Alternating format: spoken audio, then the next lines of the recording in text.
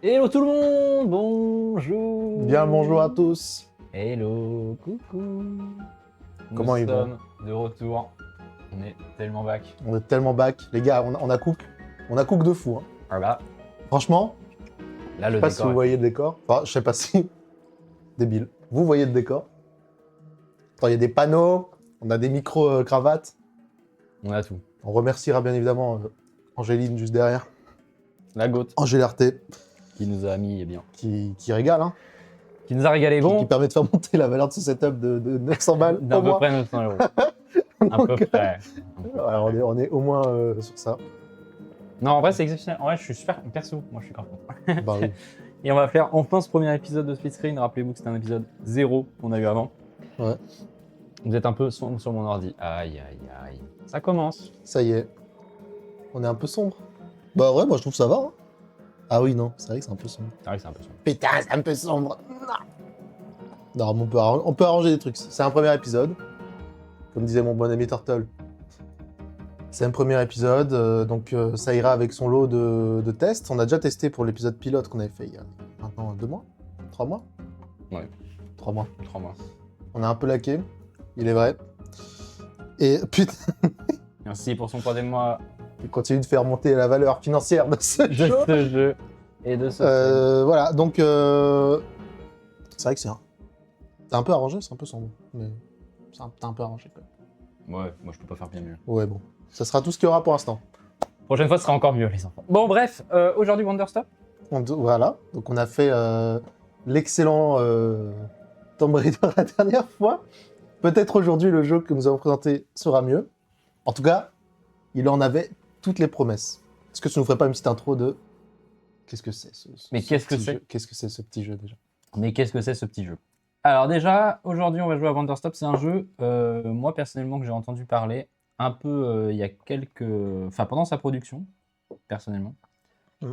Simplement parce que c'est fait par... J'ai oublié son nom, en fait. Je suis en train de chercher son nom, là. J'ai un trou de mémoire. J'ai un trou de mémoire. Le nom du gars? Ouais. Ah, je l'avais en plus il y a 2 secondes. Mais c'est le gars qui a fait The Stanley Parable. Stanley Parable et The Beginner's Guide. C'est qui est Dave, moins c'est connu. Dave quelque chose. Dave Wayne. Dave. Stanley. Non, c'est pas ça. Pas grave. Dave Ruden. Ruden. Putain, j'étais pas loin en vrai. Ah, tu sais pas du moins. Bon bref, cet homme a fait Stanley Parable, ce jeu que si vous avez déjà joué à un jeu indépendant dans votre vie, vous connaissez. Stanley Parable qui a lancé, La mode. qui fait partie des premiers vrais jeux indépendants. Ouais, c'est lui qui a vraiment lancé ce truc, qui a commencé à les rendre un peu mainstream. C'est ça. On peut faire un jeu sans être un studio.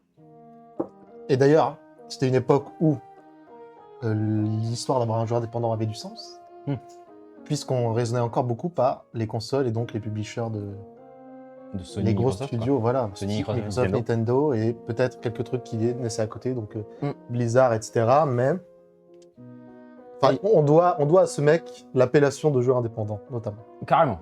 Carrément. Moi c'est le premier souvenir que j'ai d'un jeu indépendant. Mon premier jeu indépendant, je pense que c'est celui-là. Enfin, celui où en tout cas j'ai un souvenir de me dire, Bah, je ça- joue à un jeu indé. Ça, Minecraft, ce qui est un peu marrant. Ouais. Du coup, on va en D'accord. parler. Oui, c'est vrai. Ça, Minecraft et on a un troisième que j'oublie là. Mais qui font partie des piliers. Bah, il y a Stardew Valley aussi, mais un peu Stardew plus Valley, mais tard. un peu plus tard. Même Terraria aussi. avec Terraria, Minecraft, ouais. Ça fait partie de jeux qui ont forgé tout un genre, tout simplement, et qui ont forgé une économie. Complètement. Et donc ce bon vieux Dave va avoir quand même donné une grande partie de sa vie sur Stanley Parable. Énormément de temps et d'énergie, de sang et de sueur et de larmes. Salutations, Fall. Salutations mon ami.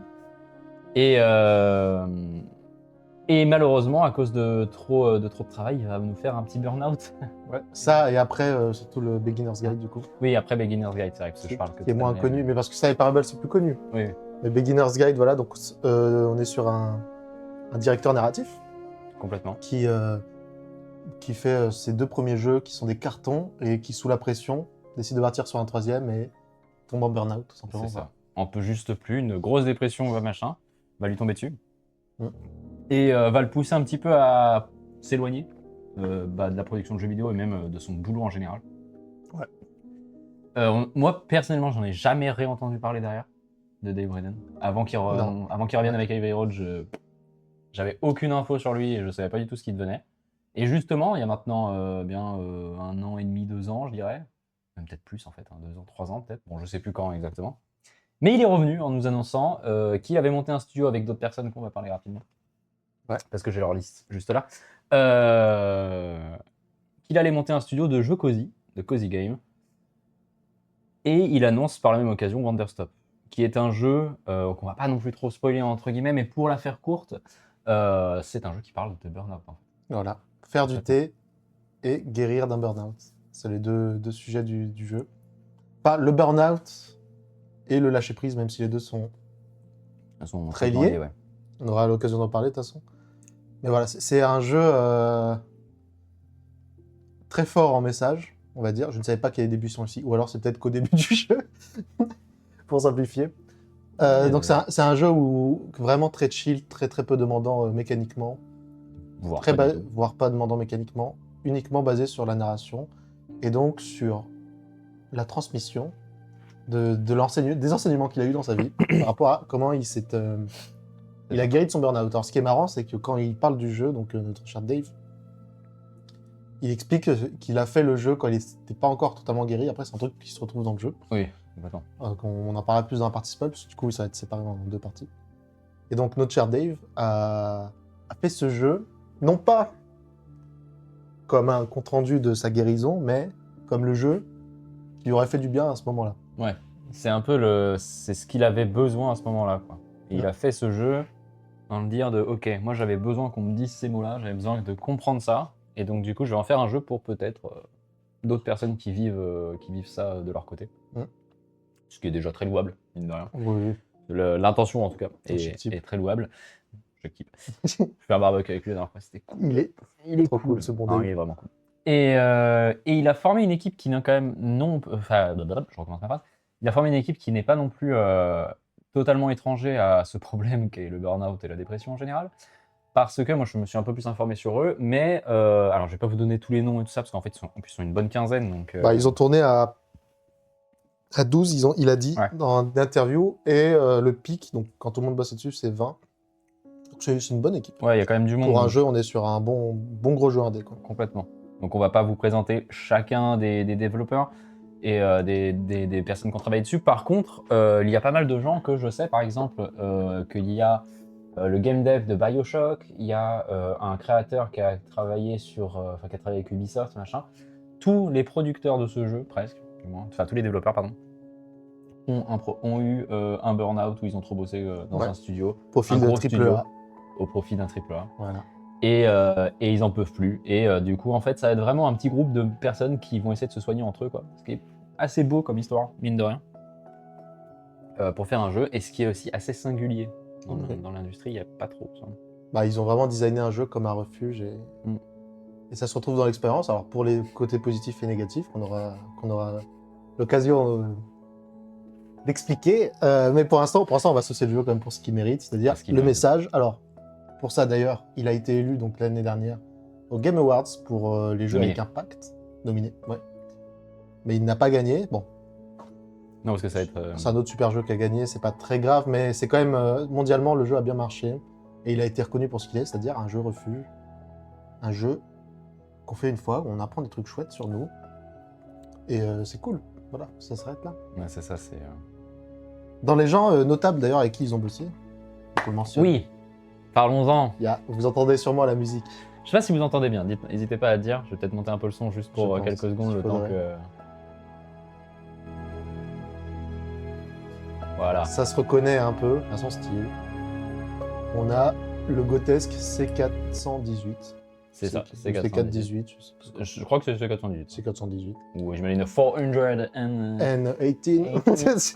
Mais voilà, donc on a le GOAT des musiques de Minecraft. Donc, bon, le compositeur exclusif de Minecraft. Minecraft, si, on entend. Merci. On entend bien. Ok, comment ça? Non, mais le son de la musique, t'inquiète. C'est moi qui je fais de la technique à côté, vous inquiétez pas. Mais voilà. Donc, exceptionnel.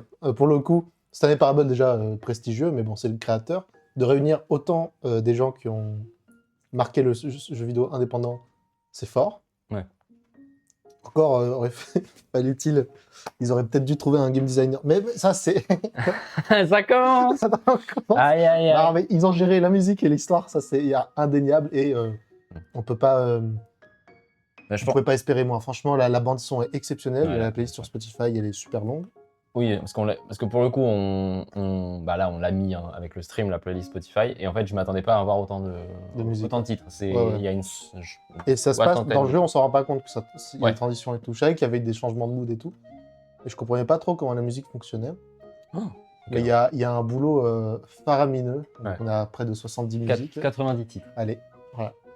Puis c'est un boulot de fou Non, furieux. ouais. Et si Pour vous un aimez, jeu... Vas-y.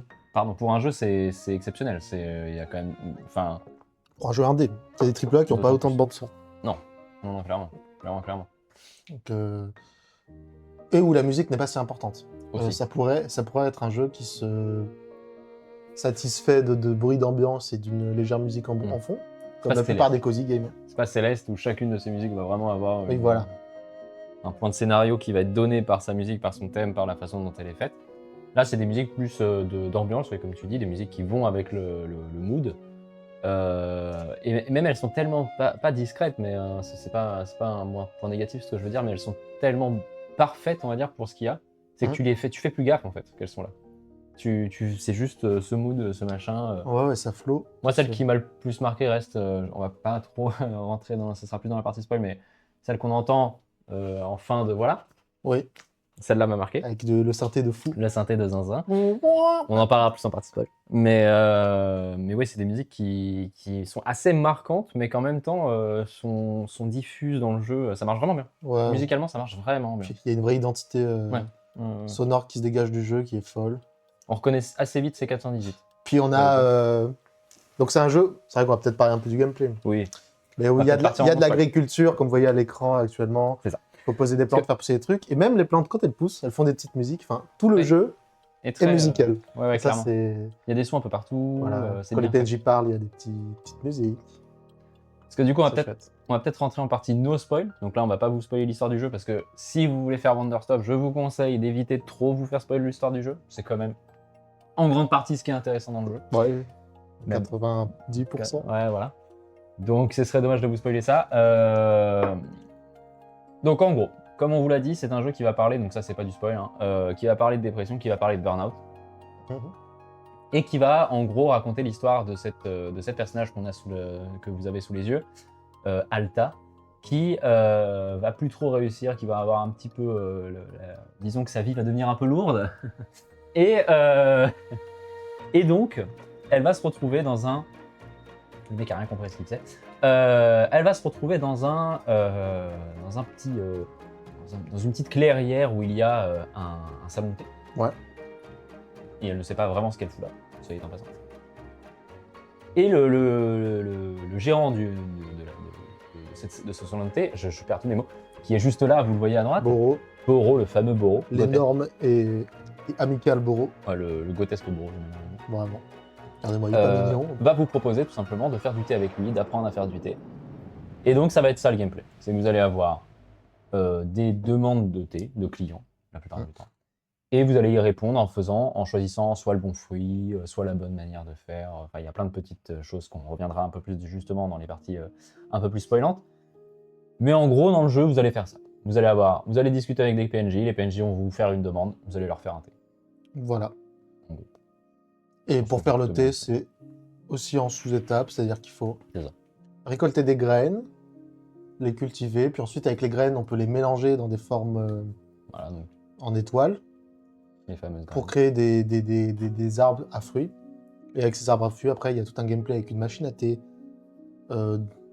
qui consiste en 3 étapes très simples, de faire bouillir l'eau, mettre le thé dedans et les fruits, puis servir le thé. Oui. Et c'est à peu près tout. Le jeu, c'est à peu près tout. Il y a des mini-gameplays de nettoyer, de couper des trucs. Bah ça, par exemple, c'est pas du... En gros, donc là où vous voyez un petit peu, vous avez un système d'hexagone au niveau de la... Je vais essayer d'avancer un peu dans la vidéo pour qu'on le voit planter, que vous compreniez un peu mieux. Arrête de parler, Boro. Bon, on s'en fout. Ah bah voilà, très bien. Voilà, parfait. Donc quand vous faites une ligne... Attendez, je vais remettre pause. Voilà. Quand vous faites une ligne comme ça, en fait, vous allez créer ce qu'on appelle une plante à graines, ce qui va vous permettre de récupérer encore plus de graines. Et avec ces graines, vous allez pouvoir faire des plantes en triangle, qui sont des plantes à fruits. Et les plantes à fruits vont vous donner des fruits qui vont être des goûts que vous allez donner, donc c'est ça, une plante à fruits, dans le thé. Et en l'occurrence, donc voilà, ça va fonctionner comme ça. Vous avez ce petit hexagone et vous allez devoir faire des formes. Il y a des graines de couleurs différentes, donc des fois il va falloir mélanger les graines, il va falloir faire ça, ci et ça.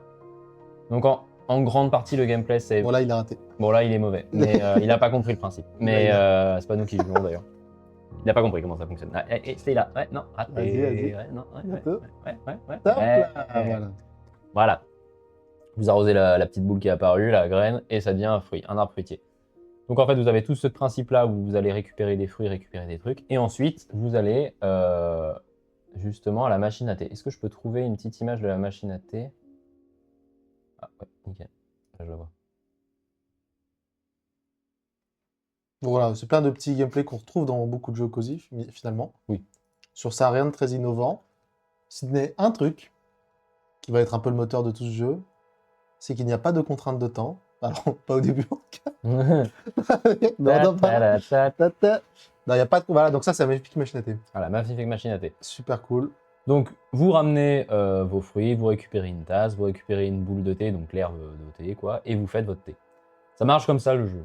C'est aussi simple que ça.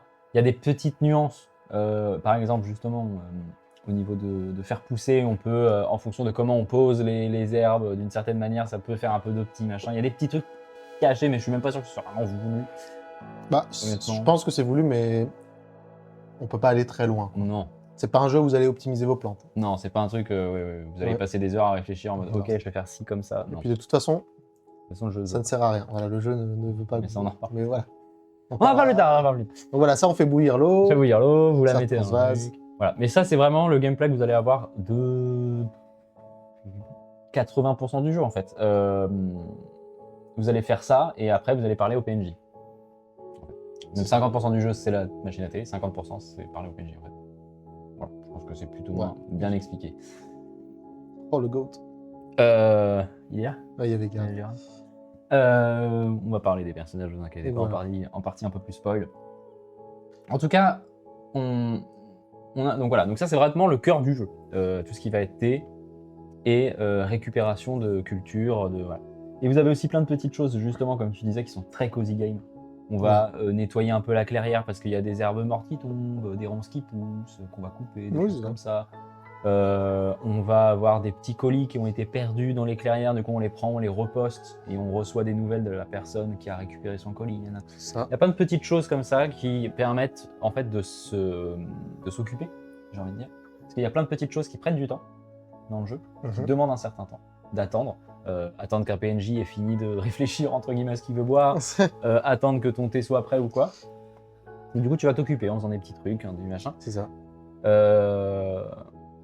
Vu que le jeu parle de se laisser un petit peu, se lâcher la grappe, bah il y a ce côté un peu fais ce que tu veux quoi. C'est ça. Démerde-toi. Et clairement, Wonderstop, donc le salon de thé, n'est pas un endroit extrêmement fréquenté. Donc il y a beaucoup de zones de trous, où il n'y a pas grand chose à faire. Alors c'est assez rythmé, donc souvent il y a quand même, en attendant 2 ou 3 minutes, on trouve toujours une requête. Yeah. Mais le jeu est fait pour nous pousser à nettoyer des clairières et du coup on va trouver des babioles, ce qu'ils appellent des babioles, donc ça sera des trucs pour décorer. C'est ça, des petits. Ou pour mettre dans l'été pour avoir des effets un peu marrants. C'est ça, des figurines, des petites figurines, des petites choses, des petits objets qu'on peut décorer, même des tasses, des nouvelles tasses un peu plus jolies. Un peu marrantes. On a même une mécanique où on peut se faire des thés à nous-mêmes ou les proposer à Boro. Exactement. Donc les thés sont tous associés à un fruit, qui sont tous associés à une émotion ou alors à quelque chose, ça provoque quelque chose chez le consommateur. Et donc on peut boire ces thés avec Alta pour réveiller en elle des souvenirs. Des souvenirs. Et en apprendre un peu plus sur son lore. Donc c'est chouette. Et c'est tout ce temps qu'il faut remplir. On a des pots à remplir, je sais pas si vous voyez au fond de la vidéo là. On peut décorer un peu la clairière, même si, bon, voilà. Mais on peut décorer, il y a même les pleuffins. Les pleuffins, putain, on n'a pas parlé des pleuffins. On a voir des pleuffins qui sont les goats. Les goats de Turtle. Les goats. J'ai beaucoup moins joué avec eux, moi, j'avoue. Mais... Moi, j'ai beaucoup joué avec les pleuffins. En gros, je sais pas si vous les avez vus, mais il y a des petits oiseaux, des genres de petits pingouins. Ouais, c'est ça, c'est des pingouins. C'est des genres de pingouins, tout bleus ou tout verts, je sais plus quelle couleur ils sont de base. Donc en fait, ouais, c'est des petits oiseaux qui vont vous suivre quand ils vous aiment bien. Et pour qu'ils vous aiment bien, vous allez leur donner une tasse de thé. Et comme vous avez pu le voir, le thé a une couleur. Et quand vous donnez du thé à un pleufin, il va prendre la couleur du thé. J'ai été explicite là, ce que je viens de dire? Ouais, je crois, ouais. En gros, vous donnez un thé bleu à un pleufin, il devient bleu. C'est peut-être mieux. Et du coup, il y a ce délire un petit peu de décorer un peu, enfin de donner des différentes couleurs à vos pleufins. Et quand vous avez donné un petit thé à un pleufin, j'en trouve pas du tout. T'as le goat. Le goat. C'est pas nos stop. Ah si, voilà. vous les voyez où? Là, on les voit. On l'a Ouais, vite fait. on les voit vite fait, mais on les voit. Donc là, tout au fond à droite, hein, juste à droite, à gauche de lui. Je sais même pas si vous les voyez. Si, vraiment juste à gauche du chat. Vous voyez des petits oiseaux là au fond. Bon, c'est vraiment tout petit. Mais voilà, c'est les pleufins et ils sont marrants, ce qu'ils vous suivent, machin. Mais surtout, ce qui est un peu drôle avec les pleufins, c'est qu'ils font ramasser tout ce qu'ils trouvent. Ouais. Donc, si vous laissez une graine que vous avez besoin par terre, ou un fruit, ou même une tasse de thé pour quelqu'un, quoi que ce soit, il va le prendre. Le thé, il va le boire. Les objets, il va le prendre et se barrer avec. Donc, des fois, c'est assez marrant d'avoir ce truc de oh, tu laisses. Putain, je l'ai posé exactement au même endroit. Des fois, tu vas le laisser un fruit quelque part. En te disant, oh, je reviendrai le chercher quand j'en aurai besoin, puis tu commences à en avoir besoin, et là tu te retournes et tu vois le pleufin qui marche vers toi avec le fruit. Il y a un... Enfin, en tout cas, moi les pleufins, je les ai trouvés assez humains. Enfin, clairement, dire, mais... c'est... J'ai beaucoup aimé. Ces petites sources d'aléas, ouais. Et globalement de petites anecdotes marrantes, qui est assez exceptionnel dans le jeu. Ouais, c'est ça. Assez monotone quand même. Ouais, voilà, c'est ça. Ça casse un peu cette monotonie habituelle. Monotone, j'ai dit. Je ne sais pas parler. Ouais. Ça casse cette monotonie. Non, mais ça casse en tout cas ce côté, voilà, on a toujours le même truc, le même gameplay pendant des heures et des heures et des heures. Les pleufins, là on les voit mieux, je pense. Là, voilà, vous les voyez un peu sur la droite. Surtout que c'est super bien foutu, parce que le thé, du coup, a une couleur procédurale. Donc selon ce que vous mettez dedans, ça combine les couleurs des fruits et tout. Enfin, c'est assez marrant. Et ça se réplique, du coup, chez les pleufins, à qui vous pouvez donner des trucs absolument immondes pour qu'ils aient des couleurs marrantes. Et c'est assez marrant. C'est très bien foutu. Mais du coup, tu vois, moi, c'était devenu un peu une... Chaque fois que je faisais un thé, je donnais un thé à Boro, un thé à un pleufin, un thé à celui qui me l'avait demandé, et je finissais par en boire un. C'est devenu ma tradition, quoi. Oui, parce qu'en plus, dans les mécaniques un peu intéressantes, on génère plus de thé qu'il en faut. Oui. Beaucoup plus. Largement. Donc, c'est-à-dire que quand vous faites du thé et que vous remplissez à fond, vous pouvez faire sûrement 4-5 tasses. Ouais.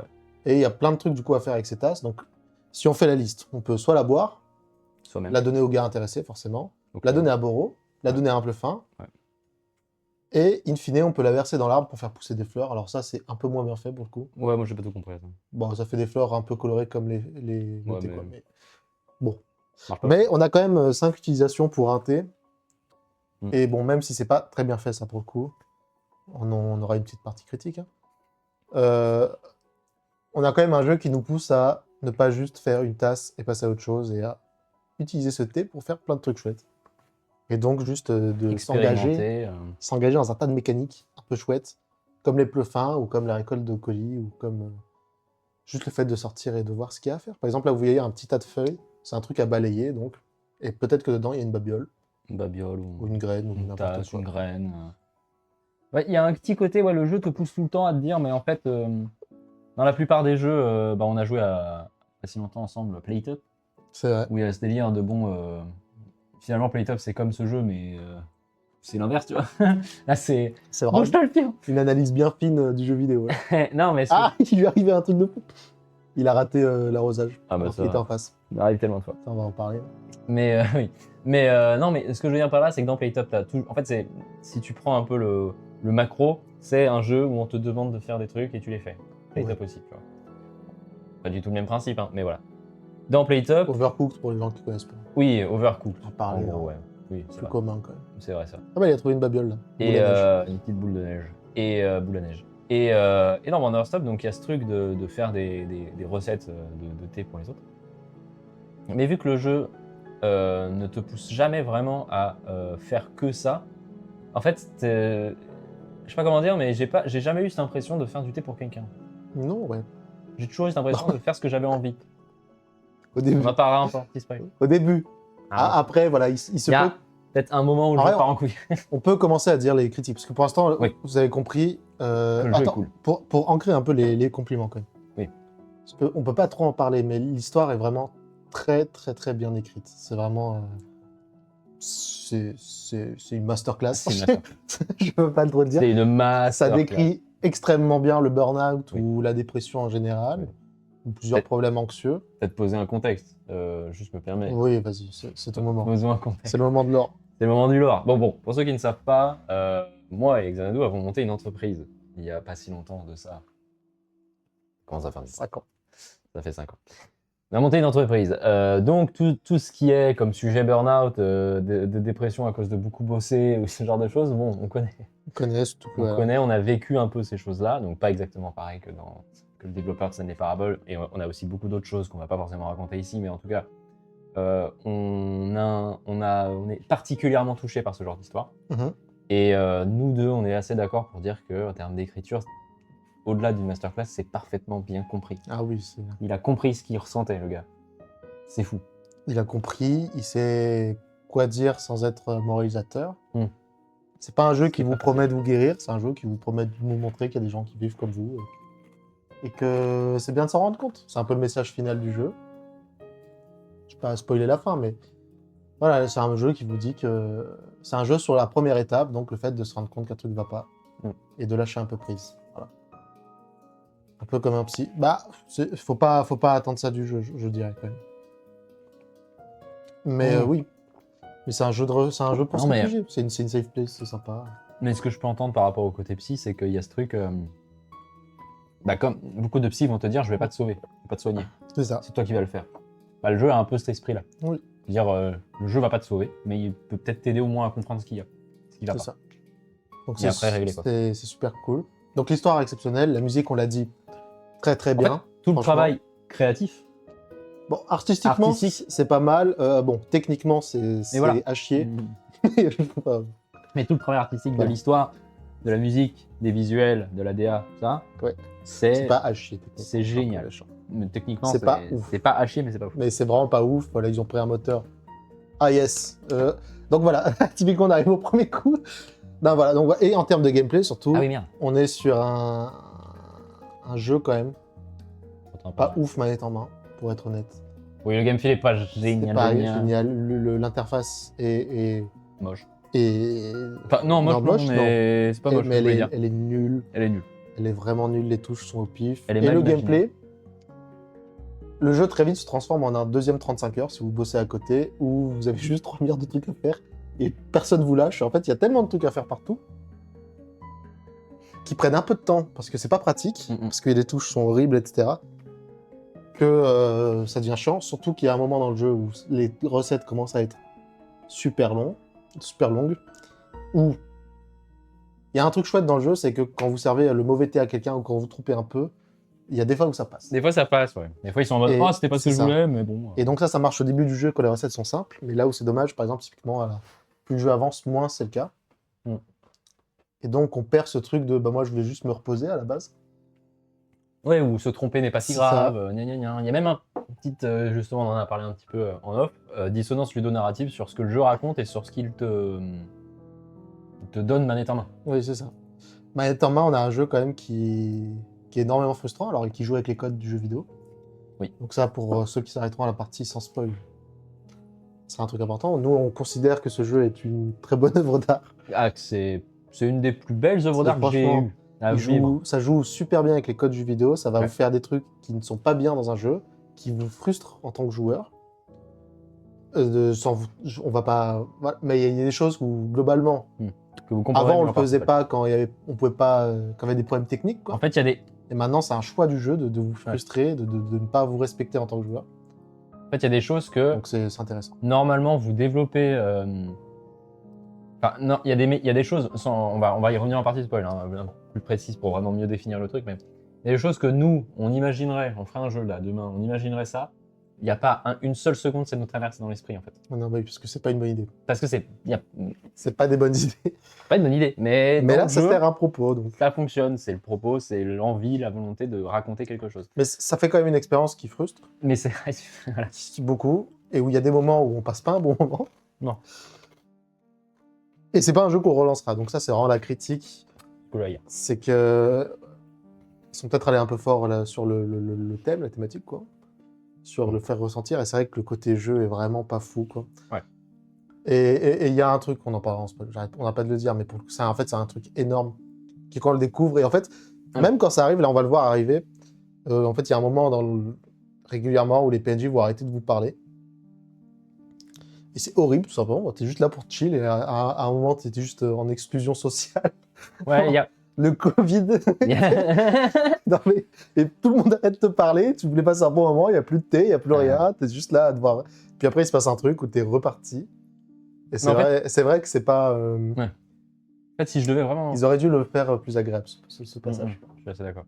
Moi, si je devais vraiment résumer le jeu en lui-même, c'est vraiment un jeu où vous allez passer un bon moment, vous allez passer des mauvais moments, mais c'est le jeu de la vie, quoi. C'est la vie. c'est la vie. Il y a des trucs chiants, il y a des trucs pas chiants, il y a des trucs machins. C'est littéralement ça. Mais par contre, si vous êtes ne serait-ce que légèrement touché par le sujet, ou même que vous êtes concerné, n'hésitez pas une seule seconde à y jouer. Non, c'est rapide, en 10 heures, Oui. ça se fait. Vite. Bah, voyez, là on a une vidéo du jeu en entier, c'est 10 heures. Donc, oui, voilà. Et on peut rush le jeu, même si le jeu n'a pas envie d'être rush. Le jeu vous demande de prendre un peu de temps. Pour moi, c'est pas un jeu à speedrun, c'est un jeu où vous lancez, vous jouez 40 minutes, et vous arrêtez quand vous en avez marre. Vous repartiez... vous reviendrez plus tard. Donc sur ça, c'est chouette. Mais je pense que le speedrun est même un peu... pas de bonne idée. Non, clairement je pense que vous n'allez pas comprendre un truc, quoi. Il y a plein de trucs qui... ça doit... C'est un jeu à faire, si ça vous parle. Si c'est pas votre truc, ce jeu-là, vous allez juste passer un mauvais moment. Non, c'est clair. C'est pas un cozy game. Pour le coup, c'est vraiment pas un cozy game. C'est un peu une promesse ratée du studio. Ouais, ça par contre, c'est pas du tout un cozy game. Ça, ils ont pas compris. On n'est pas sur un jeu à poser et en fin de journée de taf. Quoi. Ouais, c'est un jeu narratif. C'est un jeu en vacances où vous avez envie de prendre une petite claque narrative. Oui, voilà, c'est vraiment... Vous remettre un peu en question sur des trucs. Et être un peu bousculé sur vos attentes d'un jeu. Mais vous faire même réfléchir, c'est quoi un jeu, plein de choses. Voilà. Et justement...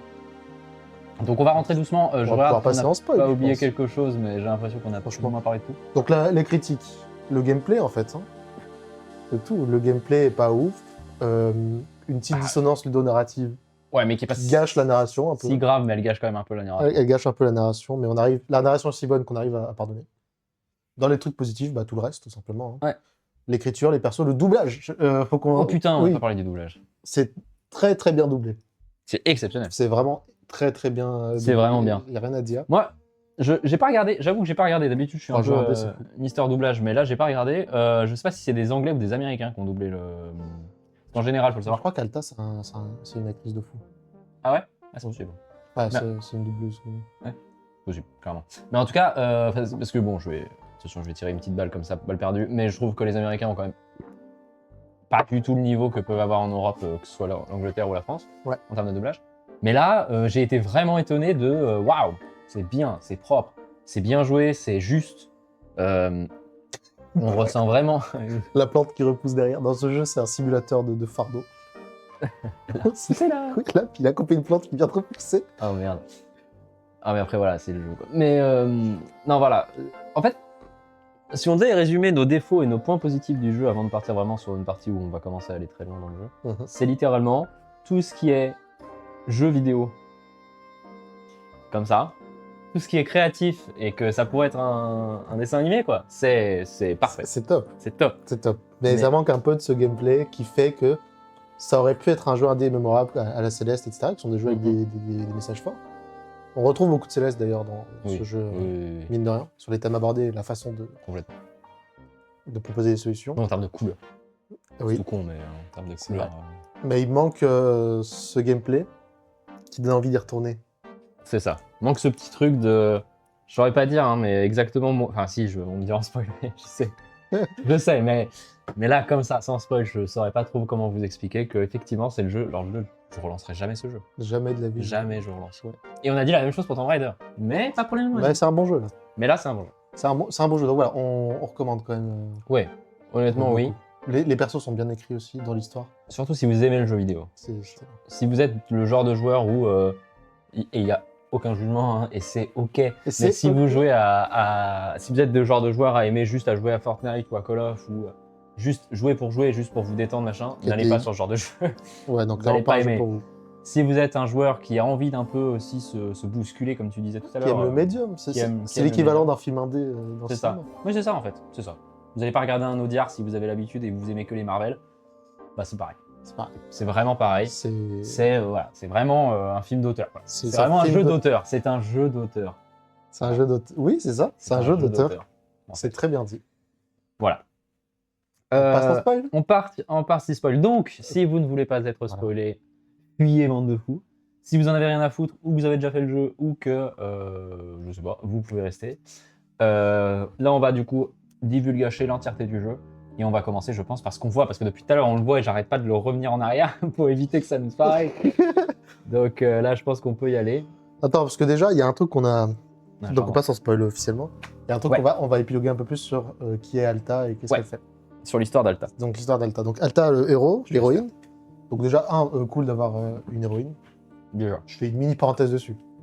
Mais une héroïne bien écrite Dans le jeu vidéo? où c'est pas on s'en fout que ça soit une femme. Mais Attends. C'est moi où on a fait 2 jeux. on a fait 2 jeux avec des héroïnes, mais on est grave engagés, en fait, des performative gamers. Non mais en vrai de vrai, c'est une femme tout simplement bien écrite et c'est cool quoi. Bah, on peut comparer avec un autre jeu qu'on a fait il y a pas longtemps. Tomb Raider.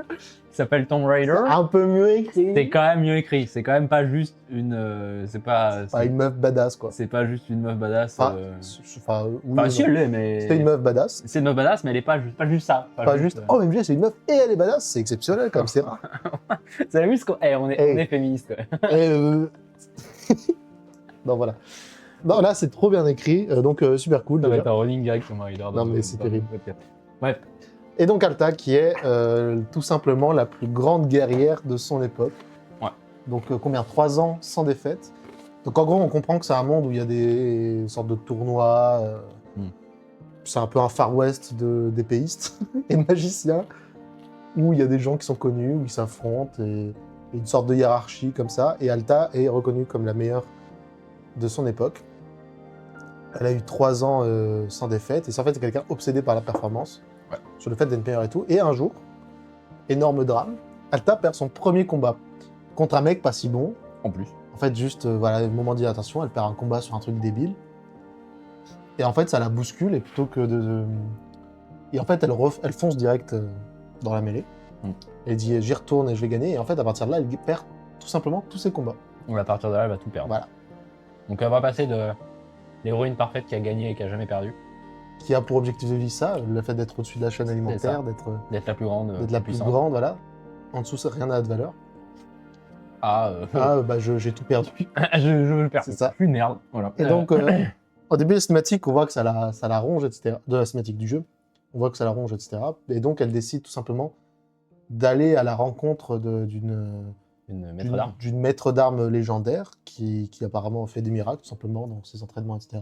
Et elle se dit, cette personne va me sauver, quoi. me sauver. Et donc, pour y aller, il faut traverser une certaine forêt. Et en traversant la forêt, Alta s'évanouit. En tout cas, c'est ce qui nous est présenté au début. Et à son réveil, elle se retrouve donc avec Boro, donc à Wonderstop. Enfin, elle s'évanouit, et avant, elle en perd. Juste avant de s'évanouir, elle perd son épée parce qu'elle n'arrive même plus à la soulever. Le poids de son épée est devenu trop lourd pour elle. Donc elle peut faire tout le reste, mais elle ne peut plus soulever l'épée. Vous avez compris un peu. Le poids de l'épée, Le poids de l'épée. le poids de la vie. Non, voilà. Et donc elle est bloquée dans cette forêt où, par exemple, on a la possibilité de sortir à tout moment, donc du shop. Oui.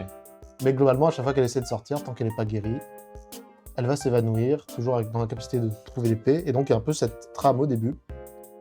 Elle veut sortir pour retenir son épée à nouveau, pour pouvoir s'entraîner tout simplement.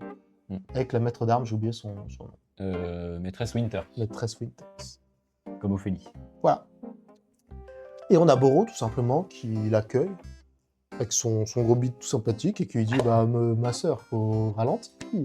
Prends le temps, fais un thé avec moi, t'es fatigué. Prends-toi une petite pause scolaire. Voilà, tu chill, t'inquiète. En gros, voilà. Et on voit la progression de cette petite Alta, donc, qui lâche du lest petit à petit. Et qui rencontre des gens donc, qui vont la... Comme elle, comme lui, Geralt. Comme le Goat Geralt, qui vont la soigner petit à petit. C'est ça. En fait, elle va avoir plein de PNJ qui vont arriver donc, dans le Wonderstop, dans la petite clairière. Et chaque personnage aura un peu soit une vision de la vie, soit un problème, soit quelque chose qui va, en gros, si vous comprenez le sous-texte, parler d'Alta plus que de parler de ce personnage en réalité. Moi, je vois un peu Geralt comme justement le pendant un peu guerrier d'Alta, en mode Alors Geralt, petite parenthèse, parce qu'on dit que c'est le Goat. C'est le GOAT. Savoir que c'est le meilleur perso du jeu et qu'il est littéralement que au début. Ouais. Parce qu'on va dire ce qui se passe. Mais Ouais, on y arrive. c'est globalement un papa C'est un papa. qui veut rendre son fils heureux Il est fier. et fier. Et donc, vu que son fils aime les chevaliers, il est comme ça déguisé en chevalier et il veut être un vrai chevalier. Sauf qu'il se chope une malédiction au pied. Et il casse. Et voilà. Et Voilà. du coup, en fait, on essaye de l'aider, mais ça l'aide pas, à toute évidence. Non. Puis arrive la fin de la journée et ça. Donc voilà, on y est enfin. Timing parfait. Parfait. Et qu'est-ce qui arrive donc après cette fameuse première journée? Donc vous avez une première journée, comme disait mon ami. Donc vous arrivez dans ce Wonderstop et vous parlez à des PNJ et au fur et à mesure du temps, les PNJ vont juste plus parler, Ouais, ils vont plus vraiment dire. comme on vient de voir. Donc en général, comme d'habitude, vous allez voir le bon vieux Boro pour lui expliquer, bah merde, et puis personne ne parle. Et en fait, Boro vous explique que, vu qu'on est en partie spoil, je vais vous expliquer plus ou moins ce qu'il Oui, essaye dis-le. de le dire, mais en gros, ils ont fait leur part, ces PNJ. Il faut se comprendre ça comme ça, c'est ce qu'il explique plus ou moins en fait, hein, que ces PNJ ont déjà fait leur part du travail pour Alta. Parce que j'ai un peu l'impression que cette forêt est en fait un peu un subconscient d'Alta, enfin ça va être un sacré bordel cette histoire. La forêt est le réel troisième personnage de l'histoire. Ouais. C'est une entité qui, volontairement, a mis Alta dans cet endroit un peu spécial et comment dire, architecture l'endroit pour Alta et surtout par rapport à Alta. C'est-à-dire que l'environnement s'adapte à ce qu'elle ressent. À ce qu'elle ressent exactement. Donc du coup, vous avez ce moment où plus personne ne vous parle et c'est un peu le truc de dire voilà, bah là maintenant il va falloir que tu passes à l'étape suivante. Ça, c'est pour une te dinguerie qu'il y soigner. a des livres. Oui, c'est vrai qu'on n'a pas parlé des On livres. va parler du Il y a- fait qu'il y a des livres écrits, Il y a avec des des livres. vraies histoires. Genre des livres, Dans le jeu. avec plusieurs tomes. Ouais. Pas de soucis. Il y a des petites nouvelles sympas. J'ai pas lu, j'ai pas lu, j'avoue. Non, regarde. Et du coup, voilà, il y a ce GOAT Le plus mémorable, où on le laisse à un moment où il va mourir et il arrête de nous parler. c'est ça. Et donc, on doit lui dire adieu. Et là, Ce qui est horrible. le drame. Et là, le drame. Et là, on va arriver. Donc, du coup, vous avez un peu compris, j'imagine, l'histoire, et on va parler d'un défaut qu'on n'est pas vraiment un défaut, mais on va parler quand même d'un truc. Donc, vous allez à un sanctuaire. En fait, on va peut-être pas attendre machin, mais attendez, je vais essayer de trouver où c'est. Voilà. En plus, je passe les moments importants, donc ça vous spoil pas trop non plus. Donc, vous voyez tout au fond de l'arbre. D'ailleurs, je crois qu'on a déjà passé. Oui, là-bas, c'est là. Donc tout au fond de l'arbre là-bas, vous voyez, il y a un petit sanctuaire. Vous allez aller à ce sanctuaire avec Boro et en fait vous allez redémarrer une journée, entre guillemets, voilà, ce sanctuaire. Et donc la map entière, donc tout le Wonderstop va changer en termes de DA. Donc là vous avez vu c'était très bleu au début, un peu rose, mais là c'est très orangé, très crépusculaire je dirais, même plutôt aube. Et donc le Wonderstop va être refait à neuf, les zones vont changer, certains objets vont être placés différemment, machin, et surtout, du coup, les PNJ que vous avez croisés dans la première journée ne seront plus là, dont le fameux Gérald. Et là, Et là, ça fait mal au cul. c'est Mais- terrible parce qu'on perd absolument Et oui, tout. Tout. du coup, vous perdez également les babioles que vous avez potentiellement trouvées, les tasses que vous avez potentiellement trouvées aussi. Vous perdez votre champ d'herbe, Toutes vos plantations. toutes vos plantations. Donc, moi, j'ai eu un peu de chance, je vais être honnête, hein, j'ai eu un peu de chance que Loop, et en fait, ça a bien fait, parce que vraiment, j'aurais pété un câble. Mais j'ai pété un plomb. Moi, la première journée, j'étais pas content. Et je me suis dit que ça allait arriver qu'une fois. Donc, quand ça m'est arrivé 2 fois de suite, j'étais vraiment pas content. J'ai été- Loop m'a dit, oui, fais gaffe, ne t'attache pas trop à tes champs et tout. J'étais en mode, bon, je comprends un peu ce qu'il veut me dire, mais il a bien fait de me le dire, même s'il me spoil un peu, parce que, clairement, je suis le genre de gars qui aurait pu passer 5 heures de jeu dans la première journée juste pour me faire un champ géant et me dire, là, maintenant, je suis bon pour tout le reste du jeu. J'aurais pété un boulot. Mais je sais exactement ce que j'ai fait. Voilà. Et Et j'ai pété un câble. donc là, comme vous voyez, autour de lui, il n'y a plus d'herbe, il n'y a plus rien, il n'y a plus de plantes qu'il a fait pousser parce qu'il a tout perdu. Donc en gros, le jeu essaie de vous faire comprendre que, bah, lâche prise, on s'en fout de garder des choses, on s'en fout, machin, lâche prise. Mais, c'est pas ce qu'on veut dans un jeu. En fait.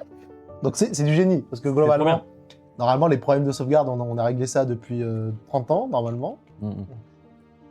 Mais on est sur un jeu sur le lâcher prise et donc sur le fait que le jeu essaye de vous pousser à faire vos plantations quand même si vous savez que vous allez les perdre, etc. et à profiter des choses, non pas parce qu'elles sont éternelles, mais parce qu'elles sont arrivées. Bref, c'est un beau message.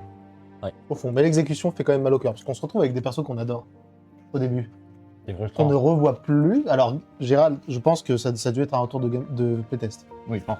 Parce que c'est le seul perso où on a des nouvelles plus tard dans le jeu. On reçoit une lettre. Voilà, on peut recevoir une lettre de lui, si on a été cool. Donc, Gérald, c'est assez cool, mais finalement, on a quand même beaucoup de persos qu'on aime bien, où on n'a plus de nouvelles et où on a un peu un statu quo, où il n'y a pas trop de résolution d'arc, etc. Bon, alors après, ça fait partie de la vie, puis c'est un message de... Voilà, les gens sont là pour un temps, ils sont là pour vous apporter une chose en particulier, après, c'est fini. Mais c'est frustrant quand même d'avoir Frustrant. rien qui reste quand même. Ouais, c'est frustrant. Et Surtout pour un jeu où on est censé se poser, parce que ça veut dire que quand vous perdez tout, faut recultiver toutes les plantes. Ouais. Et c'est super long. Et justement, moi j'en arrive à un truc, c'est que pour moi, en tout cas pour moi en tant que joueur, peut-être pas d'autres joueurs, peut-être pas machin, mais en tout cas moi, du coup, ça a fait un peu l'effet inverse de me faire me poser. Ah mais vraiment. Parce que moi, du coup, je rush en fait. Ok, je garde rien, bah ça sert à rien que j'aille chercher des trucs. Mais exactement. Du coup, tu te retrouves en fait au bout du deuxième jour, t'es en mode, je vais faire pile ce que j'ai besoin en termes de plantes, pile ce que j'ai besoin, mais pas plus, pas. Je vais pas m'amuser à faire toutes les arbres, tous les trucs, à faire pousser, à décorer, à tout, parce que dans tous les cas, je vais tout perdre. Le seul truc que vous gardez, c'est vous pouvez prendre des photos dans le jeu et les placarder dans des cadres dans le Wonderstop, donc dans le salon de thé. C'est le seul truc que vous gardez. C'est déjà bien. C'est pas assez, mais c'est déjà bien. En plus, il n'y en a pas beaucoup, hein, c'est vite rempli.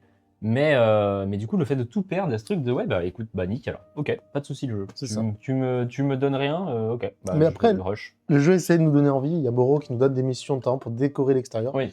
Ce qui est ultra long et reset de toute façon. Donc vous n'avez pas envie, mais en le faisant, il vous donne des photos. Et donc vous vous dites, ah, j'ai un truc permanent de tout ça. Mais ça sert pas le propos parce qu'en fait, les plantes déjà ont une limite de vie. On peut pas tirer des fruits à l'infini d'une plante. Donc de toute façon, on ne pourrait pas faire un champ qui reste éternellement pour toute la durée du jeu. Et ça serait ok en fait si ça s'arrêtait là. Oui. Moi, j'aurais été 1000 fois plus d'accord de dire adieu au PNJ si je garde mes champs, ou l'inverse, non mais c'est terrible, ou de garder mes PNJ et à la limite je dois recommencer mes champs, mais tout, perdre tout le temps. En plus, ça crée une genre de redondance dans le jeu, où chaque début de journée, c'est je vais faire pousser mes trucs, ensuite je vais faire ci, je vais faire ça. D'autant plus que les recettes, donc il y a 5 jours, 6 chapitres, donc 5 resets. C'est ça. Et le jeu est bizarrement devient de plus en plus compliqué dans le sens où les recettes deviennent de plus en plus chiantes. À partir d'un plot twist qu'on va À revenir partir dessus, mais... d'un moment... Bah, déjà, il y a de plus en plus de plantes à faire pousser. Oui. Donc, on peut faire des hybrides, donc des couleurs, des plantes mi-vertes, mi-roses ou mi-rose, mi-verte. Tu peux récupérer plusieurs graines de plusieurs couleurs différentes sur une même plante. Voilà. Donc ça fait... Tu peux créer des trucs, quoi. Plus de plantes à faire de toute façon. Et les gens vont commencer à demander des thés plus sophistiqués, donc avec plusieurs fruits dedans. Pas les mêmes températures d'eau. Ouais, non, mais là, on y arrive. Parce que là, tu vas avoir des trucs à dire. Moi. Et surtout, Wonderstuff. Donc, je vous explique le pilier du jeu. Hein. C'est un jeu de thé. Cosy. Voilà. Donc là, on commence à vous montrer que c'est pas si cosy que ça. Non. 2, est-ce que c'est vraiment un jeu de thé, étant donné que la moitié du jeu se focus sur le fait de faire du café, finalement. Et donc, il y a l'introduction de la pire mécanique du jeu. Avec le café. Non, mais c'est ouf. Donc, vers la moitié du jeu, il y a des gars hilarants qui arrivent, des gars de bureau. Ils commencent à vous demander des cafés. C'est des comptables qui se ressemblent tous plus ou moins. Ils ont des noms un peu... Attends, on pourrait tous sûrement trouver. Oui, en vrai, j'avoue. On a un petit coup de 7, ouais, un truc comme ça doit être pas mal. Ça sent pas du café, ça. C'est monstrueux, ça. Non. En gros, voilà, c'est des mecs de... Non, ouais, Ah si, c'est oui. ça. Voilà, c'est lui. Donc ils ressemblent tous plus ou moins à ça. Sauf que voilà, comme quoi, c'est des mecs qui bossent, hein, c'est des salariés d'une multinationale. C'est la vraie France à Macron. C'est la vraie France à Macron. C'est vrai qu'il y a un côté Macron un peu. Bah, je te jure. For sure. For sure. For sure. Et non, plus sérieusement, et donc ils vont vous demander de faire du café. Bon vieux café. Et d'ailleurs, bah, parfait. On voit l'entité derrière, l'entité cosmique qui est en train de passer, qui va nous permettre de faire pousser du café dans Wonderstop. Le café. C'est horrible. Donc, pour vous expliquer le process. Alors déjà, à partir de avant, il y a un truc hilarant dans le jeu, c'est que vous pouvez donner les mauvais trucs aux gens et ils ont des dialogues. Donc ça, c'est fou. J'ai fait des dialogues trop drôles où je servais le mauvais thé, où j'ai servi carrément juste de l'eau froide à des gens et ils ont un dialogue prévu, c'est trop marrant. À partir de ce moment-là, si vous ne servez pas le bon truc, c'est mort. Et il y a genre 5-6 gars de bureau qui vous demandent tous des cafés différents. Donc il y en a, ils veulent 2 graines de café. Il y en a, ils veulent du café et un fruit. Il y en a, ils veulent... Sauf que, si vous vous rappelez un peu ce qu'on disait avant, on est dans un jeu où faire un thé, c'est long. Un café ou un thé, c'est long de fou de base. Alors le café, en plus, il faut nettoyer les graines avant, etc. Donc c'est vraiment Encore plus long. encore plus long. Et surtout, à la limite, si c'était long, mais qu'on pouvait servir plusieurs personnes. Et utiliser cette fameuse mécanique de on peut faire plusieurs tasses en même temps. Bah non. Pourquoi pas? Mais non. Là, on se retrouve à faire Parce du que- café, à jeter la moitié, à prier pour qu'on soit pas trompé. En plus. Parce qu'en plus, ils se ressemblent tous. Oui, en plus. Non, en plus, il y a ce problème-là. Et à partir de ce moment-là, le jeu devient juste un 35 heures, alors qu'elle est en train de guérir, ce qui n'a aucun sens. Ouais. On aurait pu commencer par ça, à la limite. Parce que du coup, tu sais quoi, on va parler vite rapidement, mais en gros, c'est un passage dans le jeu où on a un gros plot twist. Oui, c'est vrai. C'est à partir de ce moment-là qu'elle commence un peu à entrevoir son problème et comprendre ce qui est quoi le problème. Donc le plot twist, donc rappelez-vous, nous avons raconté l'histoire de Alta. Elle recherche maîtresse Winters. Putain, j'avais jamais été aussi haut. Ouais. J'avais jamais vu les bambous là-haut. Les quoi? Il y a des- My bad. Donc je disais, C'est son premier sur Twitch. Let's go. Voilà, pause technique. Non, c'est fou. donc maîtresse Winters. Oh merde. Oui, donc elle va avoir maîtresse Winters, oui, donc pour... Putain, je suis paumé, mais c'est bon. Pour s'entraîner et redevenir une bonne guerrière. Sauf qu'on apprend au milieu du jeu qu'en fait, maîtresse Winters, elle l'a déjà vu. Genre. Oui, elle a déjà vu. Ouais. Bah, elle a même plus que vu. En Elle a fait, on même est déjà allé chez elle. En fait, on était en train de rentrer de chez elle, entre guillemets. Ouais, c'est ça. On pensait qu'on y allait, mais en fait, non, on rentrait. Et on n'y rentre pas d'une bonne manière parce qu'en gros, on a attaqué maîtresse Winters. En gros, pour la faire courte, parce qu'il y a beaucoup de choses, on commence à comprendre que Alta a une entité en elle, plus ou moins, on sait pas vraiment trop quoi, mais qui lui parle et qui lui donne des conseils un peu pourris. Et quand elle a vu Ouais. maîtresse Winters, Qui lui dit de persévérer, de pas lâcher. c'est ça, Une entité qui lui pousse à avoir ce caractère. ce caractère de guerrière, de Voilà. jamais arrêter, machin. Et quand elle a vu maîtresse Winters en gros lui a dit bah non, je peux pas t'aider. Et ça a fait péter un câble à cette entité et à Alta. Et elle a attaqué maîtresse Winters, essayé de la tuer. Elle a quand même réussi à reprendre son esprit Ouais. et elle a remarqué ce qu'elle avait fait. Mais du coup, à partir de ce moment-là, elle a eu un genre de blackout en termes de mémoire, comme si elle était tellement... Elle s'en voulait tellement, quoi, que... Ah, c'est à partir de là où il y a une vraie scission entre elle et l'entité. C'est ça, et cette entité. Mais en fait, Et cette où elle entité- rejette la faute à cette fameuse entité de l'avoir forcée à mal agir. Ouais. Et donc elle se réveille dans cette forêt un peu perdue. Et donc à partir de cette moitié de jeu, je dirais, donc déjà on sait qu'il y a quelqu'un qui lui parle dans sa tête et dessous, mais on comprend plus l'objectif de la forêt qui est tout simplement lui faire abandonner cette idée de s'entraîner. C'est ça. Enfin, Elle doit faire son deuil de son entraînement. Surtout que c'est juste après qu'on croise dans le shop un gars qui est fan d'Alta, qui d'ailleurs se fait perdre un bras dans le process parce qu'il est déçu de nous. Donc il y a pas mal de remises en question où il y a des gens qui essaient de la tirer un peu comme l'entité vers le... Non, mais tu devrais quand même continue à te battre. continuer à te battre, mais les personnes qui font ça sont blessées à la fin.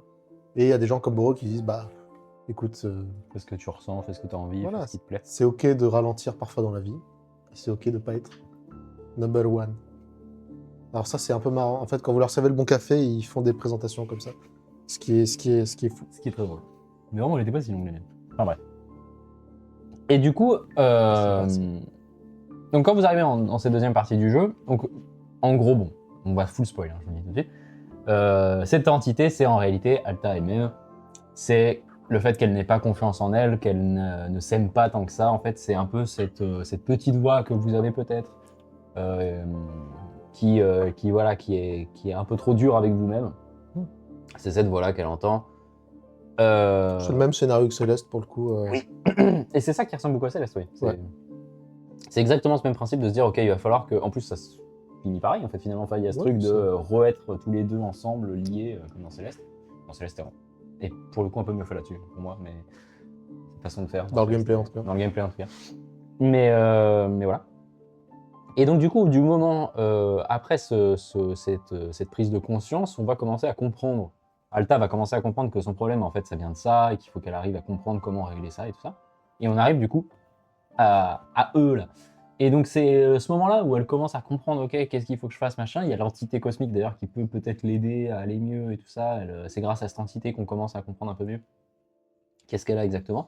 Mais en fait là, le jeu devient insupportable. Alors peut-être que c'est pour te montrer que c'est dur d'aller mieux. Oui, je pense. Non, mais là, le jeu est vraiment pas bien. Mais là, le jeu devient insupportable. C'est-à-dire que... J'avais des potes en vocal, je devenais fou. À quel point j'aimais bien le jeu avant ça, mais là, Ouais. le jeu n'est pas bien du tout. Ouais, il a vraiment une seconde partie qui est vraiment longue et chiante. C'est rattrapé par l'entité qui est un perso super cool. Ouais, Zenith. Qui représente du coup l'acceptation de changer, Acceptation. voire la différence. embrasser le fait de changer, voire de régresser. Parce que du coup, elle, c'est une entité cosmique qui est passionnée par ces gars du bureau et qui finit petit à petit par se transformer en un mec de bureau, elle qui était toute puissante, etc. Et en fait, elle se complaît là-dedans et elle dit, mais c'est ok en fait. C'est un dieu cosmique qui décide de devenir comptable, quoi. Voilà. Et elle est en mode, c'est ok. Et donc, il peut plus aider Alta au bout d'un moment, etc., mais qui fait à son max. Donc, c'est un perso de fou, avec des cinématiques fous, avec notamment un flashbang. Il faut pas être épileptique. Oui. Si vous l'avez. Ouais, dangereux. Jouez pas au jeu si vous êtes épileptique. Oui, évitez. Faites gaffe, quoi. Donc, c'est bien écrit, en fait, mais c'est un peu l'incarnation de ce qu'il n'y a pas dans le jeu. Hein. C'est que c'est horrible à jouer, mais c'est tellement bien écrit que ça passe. C'est ça. Mais c'est vrai que c'est bien écrit. Mais c'est un jeu... Mec, il y a 6 commandes au moins. Il y a 6 commandes. Surtout que, il y a un petit détail un peu marrant, c'est qu'au début, ils demandent du café, mais qu'on n'a pas de café. Oui, en plus. Et qu'il faut leur servir 2 ou 3 trucs de merde pour que le jeu dise « Ah, on n'a pas de café, en fait. » Voilà. Et soit dit en passant, le jeu jamais va te pousser un petit peu à aller voir Zenith réellement, qui va en fait te débloquer le café, donc l'entité cosmique. Mais du coup, moi, j'ai littéralement passé bien 1 heure à faire le tour de ces 6-7 connards là, alors d'essayer de trouver un moyen de leur faire avancer. Je ne comprenais pas. J'ai vraiment passé des heures, enfin des longues minutes en tout cas, à tester tout et n'importe quoi, de mélanger des trucs. Il y avait des trucs en termes de goût. Oui, ça ressemblait à... cannelle, des trucs. Ok, je suis en mode, ça peut ressembler à un goût de café. Pas du tout, faut juste... En plus, Goro nous met une fausse indication de fou en nous disant qu'en mélangeant des trucs, on peut faire du café. Ouais, c'est ça, il dit, si tu mélanges plein de trucs, ça finit par un peu ressembler à du café. Ce n'est pas vrai. C'est faux. Et voilà, j'ai pris tous les fruits du jeu, je les ai mis. Ouais, moi aussi. Je les ai servis, ils ont dit non. Toujours pas. Mais voilà, donc... en fait, c'est un passage du jeu qui est relou et... le jeu perd beaucoup de points à ce moment-là. Et c'est dommage parce qu'en plus les personnages sont trop bien. Ils sont marrants. Le design de fou. Je sais pas si vous voyez. Hein, mais... Le design est dingue. Le design est dingue. Et avec les mini-jambes. Enfin, les mini-bassins. Ouais, non, ils sont très... Pardon, ils sont très marrants. Et on arrive quand même au dernier jour juste après.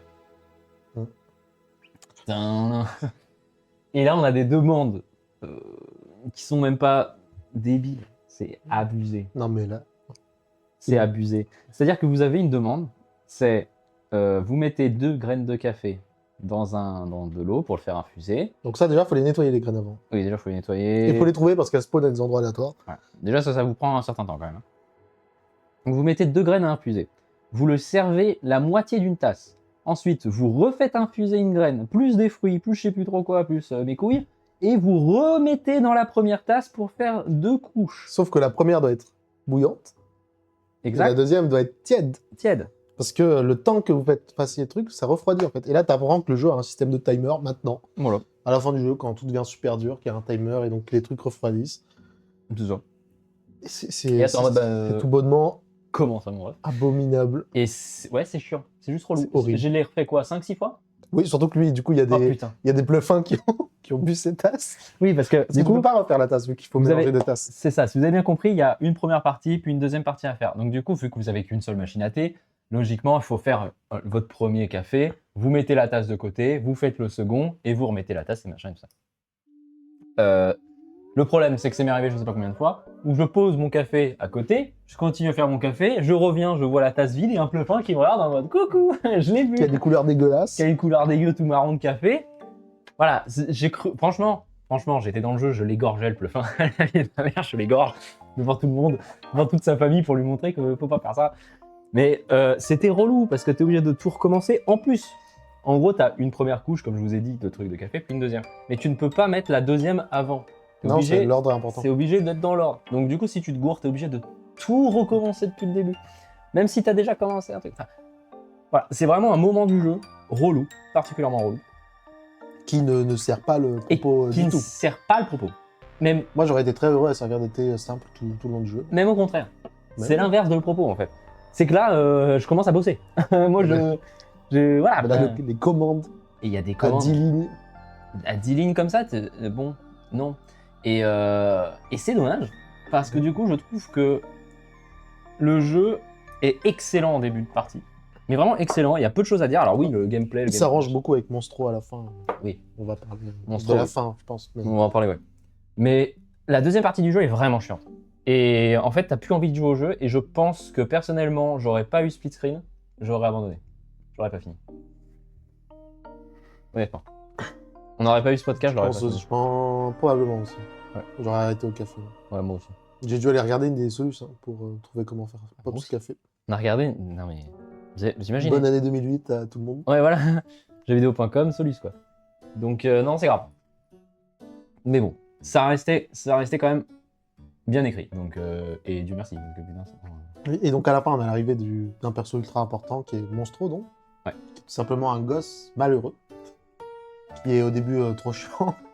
Mais petit à petit, on arrive à bien l'aimer parce que c'est un gosse turbulent, etc. Mais Ouais, c'est un gosse qui est abandonné par ses parents. c'est un petit gosse un peu à la con qui... C'est un vagabond, quoi. C'est un vagabond des forêts. Et en fait, Alta se retrouve là-dedans, parce que c'est vrai qu'on n'a pas parlé un peu de son histoire, mais en buvant ces thés, enfin des différents thés pour Alta, on apprend un peu plus sur elle, et donc que globalement, en vrai, c'est un peu elle la méchante de sa vie, c'est-à-dire qu'elle avait un papa avec un boulot médiocre, enfin normal, quoi. Normal, quoi, oui. Qui a perdu son taf. Un employé de bureau. C'est ça. Et une mère un peu aimante qui n'était pas plus inquiète que ça, qui était en mode non, mais écoute, tant que ton papa t'aime, c'est plus important. Qu'est-ce qui se passe là? Tant que ton papa t'aime, c'est plus important. Et puis voilà, on va se serrer les coudes, ça va être ok. En fait, c'est une famille moyenne. C'est une famille moyenne. Simple, quoi. Mais Alta a des rêves, a des ambitions de fou. Et donc elle découvre pendant le jeu tout simplement qu'elle a été injuste avec son père petit à petit. Et pour elle a traité sa famille comme une faiblesse, comme un... Enfin, elle a abandonné sa vie parce qu'ils étaient faibles et voilà, des ratés, quoi. Et donc, elle est allée jusqu'à se faire sa propre épée, faire un tas de trucs. Ah, c'est bien s'il montre ça, on va pouvoir en parler. Et donc, c'est intéressant parce que Monstro, c'est l'inverse. Monstro est laissé à l'abandon par ses parents. Hein. Et puis, Monstro a une gueule pas possible. Et du coup, les enfants se moquent d'elle. Enfin, on comprend pas mal de trucs. Et donc, Alta, il y a cette discussion avec la vieille, qui est un perso horrible, mais qui est intéressant. Où la vieille explique qu'il n'y a pas de mauvaises personnes sur Terre, c'est juste des mauvais choix. C'est ça. Et que Monstro est pas loin de faire un mauvais choix, et que donc il faut qu'on soit là pour elle. Et donc il y a cette fin tout bonnement vraiment bien écrite. Ah bah là par contre ça c'est... Là pour le coup il n'y a rien à dire. The greatest, hein. J'ai pris une belle claque. Ah là j'ai pris une belle tarte. T'as trop envie de... En de gros... raconter. Ouais, en gros, bah, vous allez... En fait, il y a vous avez dit Monstro, la vraie thérapie d'Alta. Ouais, carrément. Bah clairement. Carrément. Bah là, je me permets juste une petite aparté, mais c'est là que justement on va comprendre un peu... C'est super ces moments. C'est le moment où elle va comprendre avec Dessiné comme l'entité qu'est-ce qui lui arrive réellement. Ouais. Pourquoi elle va si mal et pourquoi elle a perdu tous ses combats. Mais du coup, voilà, Monstro, cette petite bonhomme, va voler l'épée d'Alta. Ouais. Parce qu'en gros, vous lui proposez de l'entraîner au combat pour qu'elle se sente un peu plus confiante en elle, etc. Sauf que bah, vous pouvez pas, comme je vous rappelle le début du jeu, on apprend qu'on peut juste plus soulever l'épée est trop lourde pour nous. Et donc du coup, Monstro s'enfuit dans la forêt avec l'épée et on la pourchasse. Enfin, la pourchasse, c'est peut-être un grand mot, mais je veux dire, on part à sa poursuite pour la ramener de peur qu'elle se blesse. D'ailleurs, truc un peu marrant, mais dans les textes, tu peux dire à Boro je veux récupérer mon épée ou je veux pas qu'elle se blesse. Oui, et donc, du coup... Tu peux choisir d'être encore un bâtard. Ça, c'est un truc un peu bizarre dans le jeu, c'est que le jeu te laisse le choix dans certains dialogues. de pas guérir, quoi. Mais le scénario avance quand même, donc c'est un peu bizarre, mais bon. Ouais, c'est un peu chelou. Bah du coup, moi j'avais mis d'ailleurs, non, je veux la sauver et tout. Oui, moi aussi, j'ai joué le RP. J'ai joué le RP, exactement. Et donc vous foncez dans la forêt, vous vous retrouvez avec Monstro, et Monstro en fait est avec l'épée dans ses mains et commence à transformer en Super Saiyajin. Oui. Non, elle, en gros, il y a Elle est en train de, voilà, elle est en train de péter plus ou moins un boulon, en train d'expliquer que grâce à ça, elle va devenir plus forte, qu'elle en a marre d'être vue comme une méchante, Ouais, qu'elle est pas bête. qu'elle Beaucoup de gens ils disent qu'elle est bête. c'est ça, tout le monde lui dit qu'elle est bête, et en fait, elle dit non, je suis pas bête, machin et tout ça. Enfin, si, elle dit qu'elle est bête, mais que. En gros, elle en a marre de tout ça, quoi. Ouais. Marre de la façon dont les gens le voient. Et en gros, on voit une entité commencer à se créer autour d'elle, mais on comprend pas trop ce qui se passe. Et justement, l'entité d'Alta, donc la conscience, on va dire, de guerrière d'Alta, arrive et explique Alta, vas-y, récupère ton épée, machin et tout ça. Fume-la, cette gamine. Simplement. Récupère ton épée. Et on a le choix de choisir d'essayer de foncer et récupérer son épée. Soit de dire à Monstro que l'épée lui appartient à partir de maintenant. Moi, personnellement, j'ai mis l'épée t'appartient. Oui, moi aussi. Mais finalement, ça n'a pas trop. Donc... Mais finalement, ça n'a pas vraiment d'importance, de Ouais. ce que j'ai compris. Mais en tout cas, voilà, vous dites ça. Et c'est là où tu laisses tomber vraiment. c'est là où tu laisses vraiment, pour la première fois du jeu, tomber pour de vrai. Tu arrêtes d'être C'est ça. guerrière, machin. Donc là, elle commence vraiment à être soignée plus ou moins Alta. D'ailleurs, l'entité n'est plus visible. Bah, elle part à ce moment-là, justement. C'est ça. Et du coup, ça nous permet de discuter avec l'entité de Monstro. C'est ça.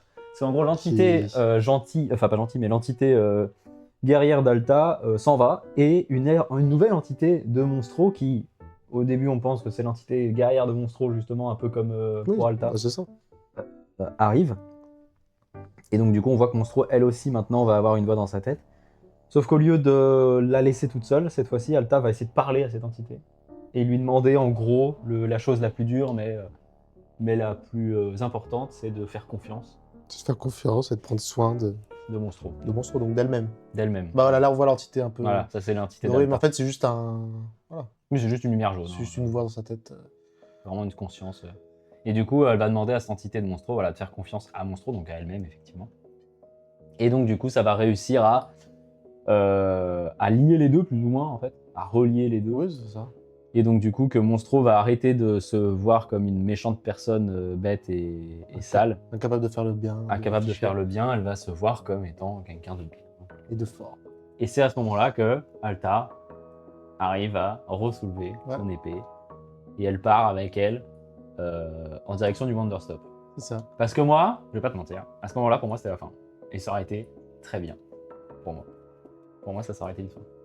Oui, bon, il faut finir. Oui. Il y a un mini chapitre après qui est cool.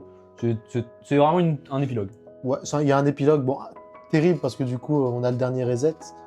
Et il y a Monstro qui arrête de nous parler et voilà. Donc on lui dit adieu. Ça m'a fait un. Ouais, moi aussi. Ça m'a fait un petit truc au cœur. Voilà, parce qu'on n'a pas l'occasion de lui dire au revoir, parce que du coup, ça vient. Ça soit impromptu. Ouais. Donc on lui dit au revoir, quoi. Elle peut plus nous entendre ni nous parler, mais on dit adieu à Monstro. Oui. Et il y a le dernier reset. En fait, ouais, voilà, vous dites au revoir un peu à tout le monde. Et le dernier reset arrive. Vous êtes une dernière fois sur ce banc que vous venez de voir. Peut-être mettre la fin. Hein. Oui, en vrai, oui, j'avoue. Ah, bah, mais vous êtes une dernière fois avec Boro. Ah bah d'ailleurs, on peut vous montrer Monstro si vous voulez. Monstro, qui est super bien doublé, la gamine, très douée. Hein. Ouais. Puis les dessins, non, c'est très bien, c'est trop beau. C'est vraiment magnifique, hein. Voilà, Monstro. Monstro et Alta trop mimi. Qui s'en vont ensemble. Et donc du coup, vous êtes une dernière fois sur ce fameux banc où vous vous êtes réveillé à chaque journée, avec Boro, qui vous dit qu'il est un peu triste quand même de savoir que ça va être fini, quoi. D'ailleurs, le jeu a un petit côté, à un moment où il te dit ça va être la fin. Hein. Voilà. De quoi ? Oh putain, mais j'ai cru que j'avais raté un truc. Et voilà. Adieu Wonderstop. C'est la fin, adieu Wonderstop. Il n'y a plus rien. Alors là, il n'y a plus de Wonderstop, du coup, il n'y a plus de on laisse Boro homeless. Ouais, un peu, ouais. On lui a tout pris. C'est vrai qu'on lui a pris tout son buzz, Miskil. Il vit dans la rue maintenant, il vit sous un arbre. Non mais voilà. Donc vous avez la fin de... Ça, c'est les couleurs du début, d'ailleurs. Du jeu. Ah oui, putain. Je viens de comprendre. Ouais, j'avais pas capté non plus. Et la conclusion du jeu qui est assez exceptionnelle, c'est qu'Alta ne va pas beaucoup mieux. Non. Mais elle sait d'où vient le problème. Et il y a un peu ce dialogue où elle se dit, je suis un peu déçue parce que je pensais que ça allait me guérir le thé et tout, parce que petit à petit elle y prend goût, même si elle veut pas se l'admettre. Et mais Boro est en mode, bah écoute, c'est formidable déjà que tu saches ce qui va pas mal, qui va pas bien et tout. En fait, ouais, le jeu se termine un peu en mode, bah, du coup, je suis pas soigné. Et Boro va répondre, bah non, mais tu sais ce que t'as maintenant. Et c'est ça la plus grosse des étapes. Et si vous avez vécu des phases compliquées de vos vies, vous savez que effectivement, c'est l'une des étapes les plus dures, voire peut-être la plus dure. Oui, c'est ça. Donc, La guérison, c'est un truc long c'est un truc long et pas constant. c'est ça. Mais au moins de savoir que ça va pas et pourquoi ça va pas, bah, c'est déjà dur. Et vous avez quand même un choix final. Vous avez 2 fins, en fait, finalement. Bon, après, c'est pas non plus... C'est pas... ça change une cinématique. Hein. Mais vous avez 2 fins. Vous avez la fin, je vous jure, rien que d'évoquer tout ça, j'ai les larmes aux yeux. Non, mais c'est magnifique. Hein. Ce jeu est magnifique. Ah, En termes l'histoire d'écriture, c'est grotesque. C'est exceptionnel. C'est grotesque. Ayez un Boro dans votre vie. Et il y a un Boro dans votre vie. Donc vous avez le choix, et en gros, il vous dit, voilà, est-ce que tu vas retourner combattre, en gros? Est-ce que tu retournes dans la forêt combattre ou pas, ou tu préfères rester un peu encore, rester encore 5 minutes ici, qui reste une fin ouverte, en fait, finalement, parce que tu dis, je reste quelques minutes. Donc je sais pas ce qu'il fait après. Si, parce qu'elle elle part à la fin. Ah, elle finit par partir quand même. Donc c'est juste, tu passes 2 secondes, 30 secondes de plus avec Boro. Ah oui, d'accord, donc c'est vraiment... Bon, t'as pas vraiment de choix, en fait, t'as pas de fin, j'ai rien dit. Voilà. Voilà, donc là, voilà. Est-ce que je peux rester encore quelques minutes ou, ok, je suis prêt à partir. Donc moi, j'ai mis, ok, je suis prêt à partir. Moi, je suis resté un peu, et donc les crédits jouent, et ça change, simplement. Si tu veux partir, t'es pas sur les crédits, et Boro est parti aussi. Sinon, bah, tu t'assois et tu profites juste de la vie avec Boro. Et c'est cool. Et à la fin, il se lève. Et elle s'en va. Ah bah, il a choisi comme moi. Ouais, moi du coup... Comment? Ah bah non. Il Ah non, a il a dit pris qu'il la voulait fin. partir. Donc voilà. Ouais. Donc là, c'est la fin que j'ai eue moi. Ils ont vraiment compris et réalisé visuellement l'essence de ce que traverse une bonne partie des êtres humains. Oui, non, mais clairement. Ouais. Et du coup, voilà, la fin. Vous avez donc du coup, voilà, un Game by Heavy Road. On va laisser un peu Les crédits. les crédits passer comme ça. On va un peu rendre hommage à tout le monde qui a bossé sur le jeu. Enfin, rendre hommage, on dirait qu'ils sont morts, mais vous m'avez compris. Mais Ah, Daniel, les crédits. Parce que c'est vrai que là, on a expliqué. Oui. Mais c'est là où au crédit, on comprend finalement le deuxième plot twist. Il n'y a pas de game design il y a un game designer, je crois, ou 2. qui est mentionné en pré-prod. Et qui est fait en pré-prod, pas en game design. Donc c'est clairement un jeu d'artiste. C'est un jeu d'artiste. C'est pas un jeu de. Je pense sincèrement ça explique que. pourquoi le jeu est flingué. Après, ils sont 30 playtesters. Il y en aurait certains qui auraient pu dire qu'il y a des choses pas Eh les gars, Il faut être honnête quand on playteste les jeux. les gars, faut être honnête. Donc, Les QA là, vous faites quoi là? Non, tu es testeur, ouais, tu restes concentré, chef. Ah bah on n'a pas. Bah, pas de crédit du coup. Bon bah un grand merci par contre à Zodronit. Zodronit pour son gameplay. Non oui, voilà, bon, on n'a pas du coup les crédits malheureusement, c'est dommage. Mais en tout cas, oui, on n'a qu'un seul game designer de tout le jeu. Bon, ça exprime certains soucis du jeu. Le jeu est très très bien, c'est vraiment très cool, mais effectivement ça manque de jeu quoi. Et justement, je pense qu'on a, en vrai on a fait pas mal de tours. Mine de rien, on a fait beaucoup plus court qu'avec Tomb Raider. Waouh, c'était quoi? C'était 2 heures? Ouais, 2 heures. Ouais, 2 heures à peu près. Oui, bon. Je crois qu'on a plus ou moins 2 heures de Slender. On a plus ou moins abordé tous les points que je voulais aborder, Ouais, essentiel. du moins l'essentiel. On va partir quand même sur une petite conclusion, mais sur une question-conclusion. C'est un peu nouveau. On va avoir une petite discussion tranquillou. Moi en fait, Discussion. moi il faut savoir, donc je vais déjà expliquer un peu ça pour que vous ayez un petit préambule. Oh, moi j'ai beaucoup aimé ça. Ah, c'est Goku. Bah, c'est le mec fan de nous. C'est mec fan d'Alta, ouais. Ouais, c'est ça. Ren, je crois qu'il s'appelle. Ouais. Il est vraiment la classe. Qui, justement, est un peu dans la même situation qu'Alta et qui refuse Lui de changer, ouais. d'imaginer qu'Alta est plus la force. C'est ça. Et donc, il va être désagréable à la fin et perdre son bras. Et réfléchir un peu sur ce qu'il a fait, voilà, avant de plus pouvoir nous parler. Et nous laisser son masque. De nous laisser son masque. Avec ses cheveux. Bref, il y a une question que j'aime beaucoup poser. Donc bon, pour ceux qui ne le savent pas, on va le répéter et on va peut-être pas le répéter à chacun de nos podcasts, mais moi et Lou avons travaillé dans une entreprise qu'on a créée par nous-mêmes, mais on est surtout avant tout des créateurs de jeux vidéo. Oui. Des bons vieux devs, comme on dit. Donc, le sujet du jeu qui est le burn-out d'un développeur, machin, tout ça, nous touche beaucoup plus. Mais du coup, normalement surtout, on devrait avoir une take assez simple. Est-ce que le jeu vidéo c'est de l'art? Oui. Oui, nous deux, on est d'accord sur ça. On est assez d'accord. Moi, j'aime bien un peu titiller en disant que non. Parce que en réalité, aujourd'hui, 80%, voire 90% des jeux vidéo sont avant tout des produits économiques. Gna gna gna. Bref, on n'est pas là pour débattre des AAA d'aujourd'hui, mais en gros, pour la faire courte, c'est exactement comme le cinéma aujourd'hui. Ce qui marche vraiment, c'est le blockbuster, mais il y a quand même de l'art dans le cinéma. Mais là, en l'occurrence, pour Wonderstop, le sujet est assez clos. Est-ce que c'est de l'art, Wonderstop? C'est même que ça. C'est même que ça. Et c'est là que Parce que le jeu vidéo est un art, certes, mais consomme-t-on le jeu vidéo comme un art? Et voilà. Elle est... Waouh. Peut-être pas. Et j'ai cook. Là, t'as coupé là. Je vais réfléchir à ce que j'ai dit, je te laisse. Ah, ouais. Non, mais moi aussi. Allez, on va s'arrêter ici, le film. Non, mais Wonderstop est peut-être, pour moi... Non, parce que j'ai des exemples en vrai, mais c'est souvent des petits projets de game jam. Oui. Ou des jeux de 30 minutes, quoi. Mais c'est pour moi le premier jeu auquel je joue qui se consomme vraiment comme un art. Et donc, comme on l'a dit peut-être tout à l'heure, je sais pas si on avait lancé le stream ou pas, mais donc il y a les films d'auteur, et donc on a peut-être là, devant nous, l'un des rares jeux d'auteur qui existent. C'est ça. Parce que tout est prévu pour l'expérience. Il y a des petites erreurs, comme on l'a dit, hein. Voilà, il y a de des... dissonance ludonarrative, peut-être ils ont mal compris ce que ça allait produire ou quoi, mais en tout cas, ça se sent. Le but n'était pas de faire un jeu kiffant. Le but n'était pas de faire un jeu où tu en ressors en mode putain, c'est mon jeu préf. Non. Pas du tout. Et c'est pas non plus qu'une histoire, parce que ça pourrait être un mauvais jeu avec une bonne histoire. Mais on est là vraiment face à un truc qui joue avec les codes du jeu vidéo, qui va bousculer nos habitudes, les habitudes, les règles implicites. Et donc, bah, littéralement, une œuvre d'art, quoi. C'est ça. C'est littéralement une œuvre d'art. Ça, c'est un jeu qui dézoome, quoi. Bon, encore une fois, je fais l'avocat du diable parce que oui, je pense que le jeu vidéo est de l'art, mais imaginons, je pense que non.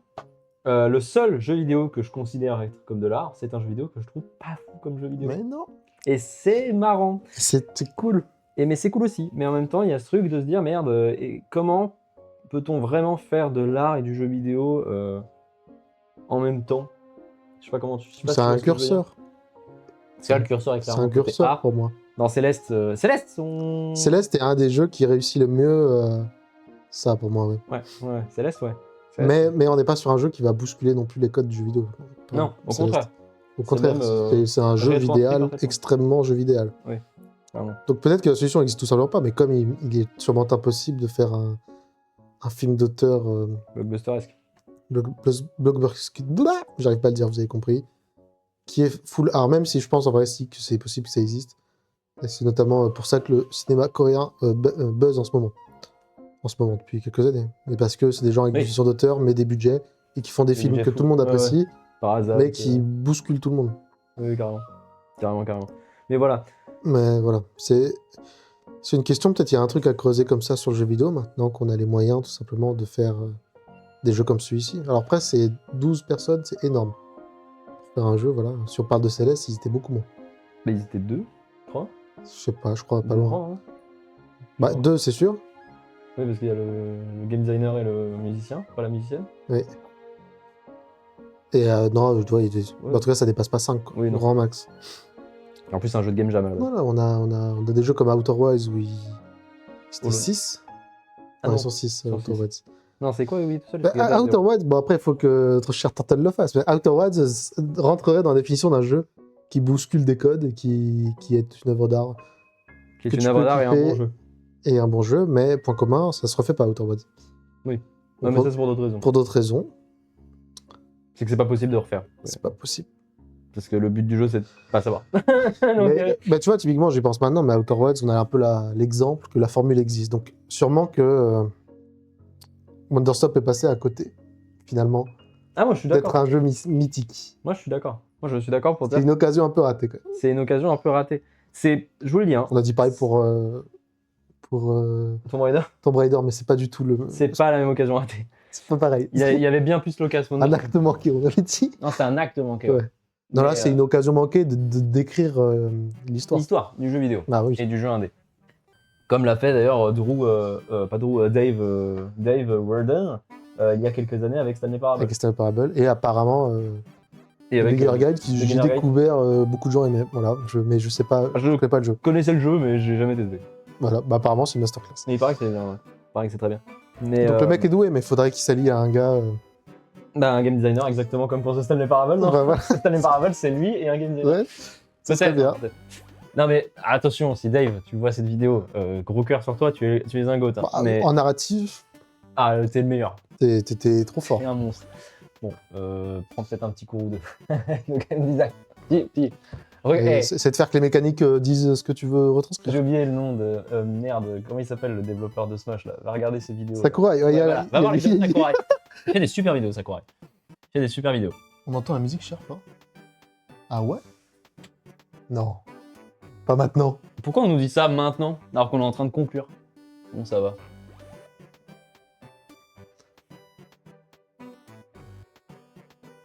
Bah, il est fou. Bon, il est bourré. Ouais, ouais, bah, c'est vrai qu'on l'a monté tout à l'heure. C'est moi, j'ai bugué. Ah, d'accord. Ok. Bon, ça va. Petit moment de pression. Non, mais Drew. On allait Dave, retourner toujours l'émission. pas. Toujours pas. Dave, j'avais mis du Jean Jass à fond. Ah oui, non, c'est pas Jean Jass. Si tu entends du Jean Jass, c'est pas nous. Qui a mis le Jean Jass sur le Qui a stream. mis le double J. Non, mais plus sérieusement, le jeu en tout cas reste une des plus belles œuvres d'art que j'ai fait dans ma vie. Franchement, Enfin, je que regrette j'ai pas fait. de l'avoir fait. Que je l'ai vécu, on va dire. C'est un jeu à vivre. Quand on aime le média et quand on connaît les codes. C'est ça, qu'on aime les codes, ou alors qu'on est un peu touché par ce genre d'histoire, ou que... ou que vous aimez l'art en général. Je pense que quelqu'un qui aime l'art, tu vois, Oui. peut, et qui a jamais joué à un jeu vidéo de sa vie, peut s'amuser sur Wondersoft. Ah bah pour le coup, en plus, il serait même pas frustré. En plus, ça va pas frustrer. Bon, par contre, il y aura plein de trucs qu'il comprendra peut-être pas. Oui, bah notamment pas les codes, qui a décidé d'avoir ses foutues touches. Putain, les bindings. On n'a pas parlé des bindings. Bah on va le mentionner vite fait, mais c'est abominable, voilà, globalement. C'est horrible. En gros, vous prenez un objet, Et vous après, devez faut le ranger pocher. dans votre inventaire. Donc du Sinon- coup, vous faites prendre objet, ranger, prendre objet, ranger, prendre objet, ranger. Et vous ne pouvez pas tenir les mêmes deux objets différents. Hein. C'est ça, et vous ne pouvez pas non plus porter deux mêmes objets. En gros, du coup, si, imaginons vous prenez une tasse, vous prenez tasse, rangez tasse, et vous reprenez tasse, vous rangez tasse, ainsi de suite. Voilà. Vous pouvez pas prendre deux tasses et les stacker, quoi. Ce qui rend le truc particulièrement énervant. Il n'y a que les graines qui se stackent. Dieu merci. Je vais répéter un boulot. Mais voilà, du coup, ça rend le jeu un peu étouffant et relou à certains moments. Mais c'est des tout petits trucs, et en fait, c'est des petits détails qui sont du jeu. Mais par contre, tout le reste, tout ce qui est créatif, tout ce qui est artistique, tout ce qui est machin, c'est... Je n'ai rien à redire. C'est très bien. Je n'ai rien à redire. Bah, je pense que c'est pour ça qu'il a raté la nomination Oui. au jeu avec impact.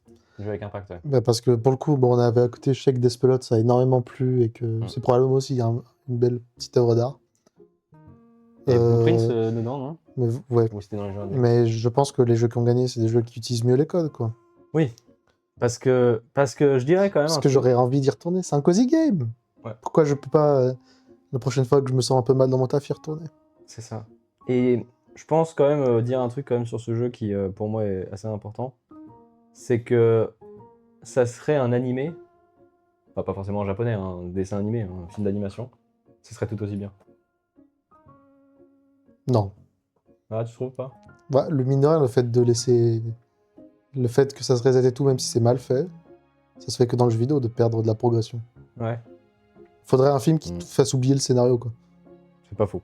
Mais en tout cas, ce que je veux dire, c'est que ça n'utilise peut-être pas assez ces codes. Moi, le vrai exemple, d'ailleurs, j'en ai pas parlé, mais le vrai exemple de code de jeu vidéo, de metagame un peu, de machin, que j'ai trouvé cool, d'ailleurs, Stanley Parable le fait tout le temps, mais bon, bref, c'est ce moment où, en gros, en début de journée, vous êtes assis sur le banc que vous avez vu plus tôt avec Boro, et en gros, quand vous appuyez sur une touche, je crois n'importe laquelle pour le coup, je me souviens bien, Alta se lève.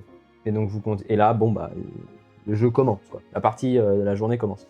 Et dans le dernier jour, donc le moment où Alta ne veut plus rester assise à rien faire, elle veut maintenant, c'est bon, réussir à se soigner, machin et tout ça, elle veut faire du thé, elle a plus ce problème-là, elle n'a plus envie, enfin pas envie. Vous avez plus besoin de faire quoi que ce soit. Elle se lève toute seule de ce banc. Donc il y a ce truc de... Le personnage est en train de se sauver, en train de se soigner. Tu le sens en termes Elle de commence à gameplay. apprécier C'est ça. son moment avec... Et c'est un moment génial, c'est un moment de pur jeu vidéo. Tu ne peux pas faire quelque chose comme ça dans un film d'animation, tu ne peux pas parce qu'il te faut avoir cette possibilité d'enlever l'option de touche. Pour moi, c'est un peu du même niveau. Ça n'a rien à voir en termes de fil et en termes de volonté de scénar, mais de t'enlever le chapeau dans Odyssey en dernier truc, ou d'autres éléments dans ce genre-là. Ce truc de, je vais t'enlever cette mécanique. C'est pas une mécanique, t'appuies sur une touche et tu te lèves, c'est une cinématique. Mais tu t'enlèves ce truc pour raconter quelque Je chose. joue avec, comme dans Brothers, si vous avez fait ça de Joseph Fares, Oui, dans Browser, oui. C'est vrai qu'il où a on pas perd la trop- moitié de la manette. Voilà. C'est ça. Je joue pas trop au cas où, pour pas spoiler, mais Ok, vous qu'on le fasse. Intéressant, ce Browser. serait cool qu'on fasse Brothers. Moi, j'ai toujours voulu faire Brothers avec un pote, on On tire peut- la manette. Ah, ah, super. Hein. Comme ça, on nique le jeu, quoi. Encore un jeu où il y en a un qui finit pas le jeu. C'est vrai. C'est vrai. J'avais oublié la fin de Brothers. Non, bon, plus sérieusement, Ouais. voilà. Donc, en tout cas, si on devait conclure sur ce jeu, parce que je pense qu'on peut conclure là maintenant, On arrive vers la fin. on arrive à la fin. Si on mettait une petite note hein, Petite note. sur 20. C'est une œuvre d'art sur 20. Non. C'est un bon 16. 15-16. C'est un 16. 15-16. Ouais. Alors, faut savoir qu'on Après, a, je note haut. on a un amour pour les notes. Je sais pas pourquoi on a ça. J'ai- On j'ai- connaît. On Non, aime bien noter les trucs. c'est un gros 15. Ouais. Ouais. Avec le recul. Ah, 14,5, moi. Ouais. Juste pour être chiant. Allez, hein. Juste pour être chiant, je lui mets un Content 14. d'avoir fait, je recommande. En tout cas, ouais, si on doit vous recommander le jeu, faites-le.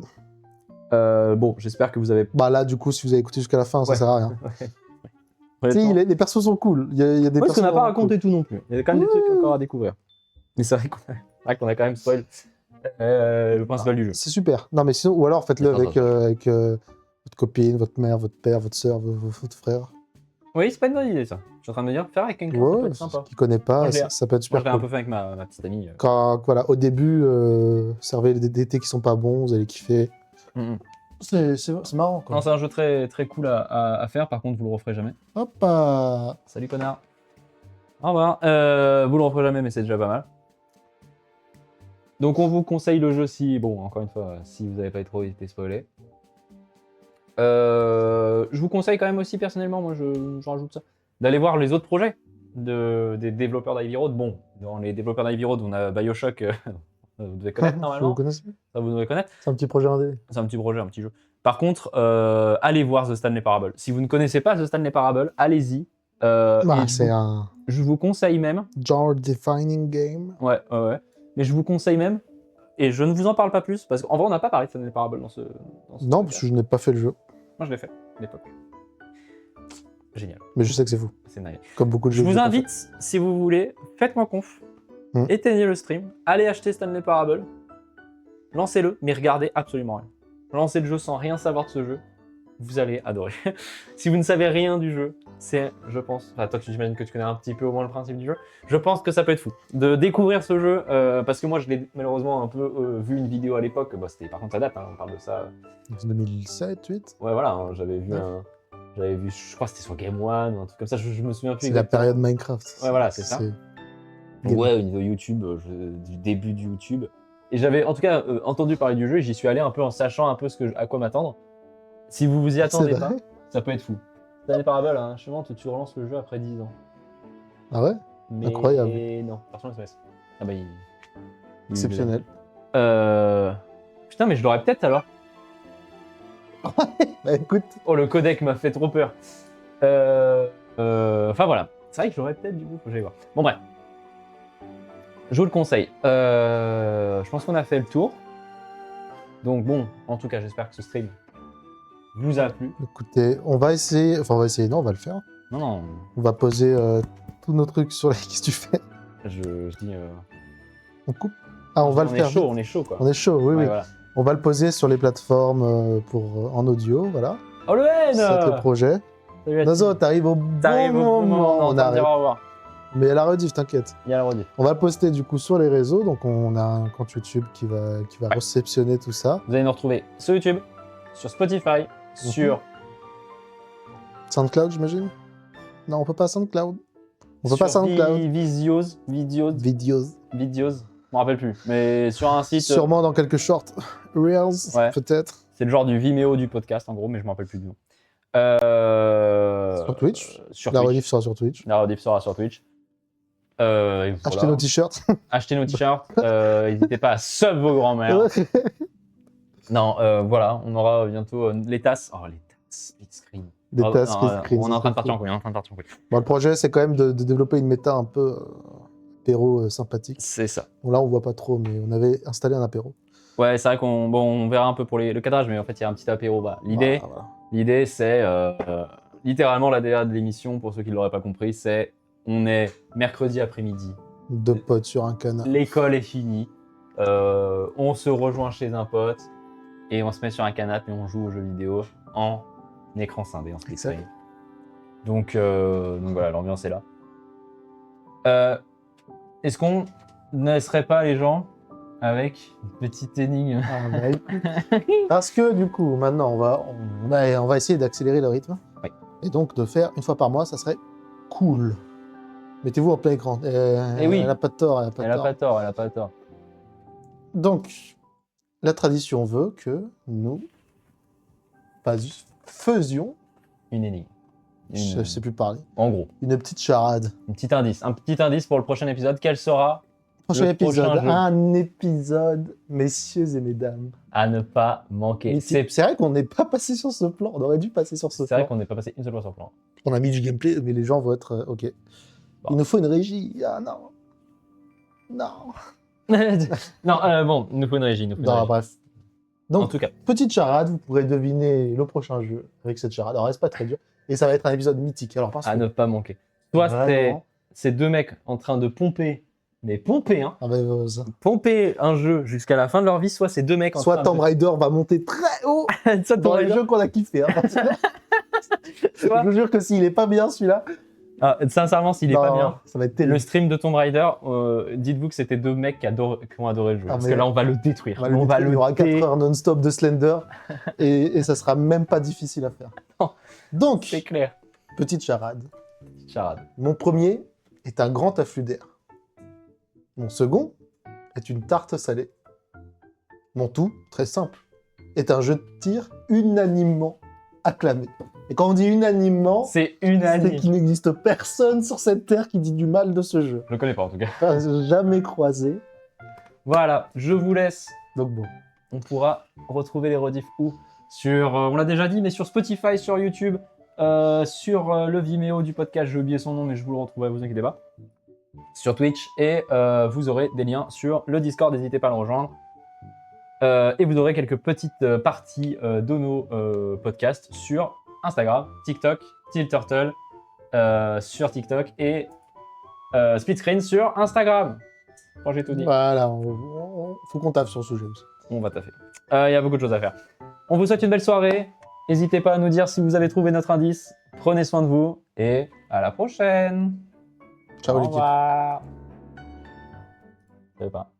Ouais. Bisous la team.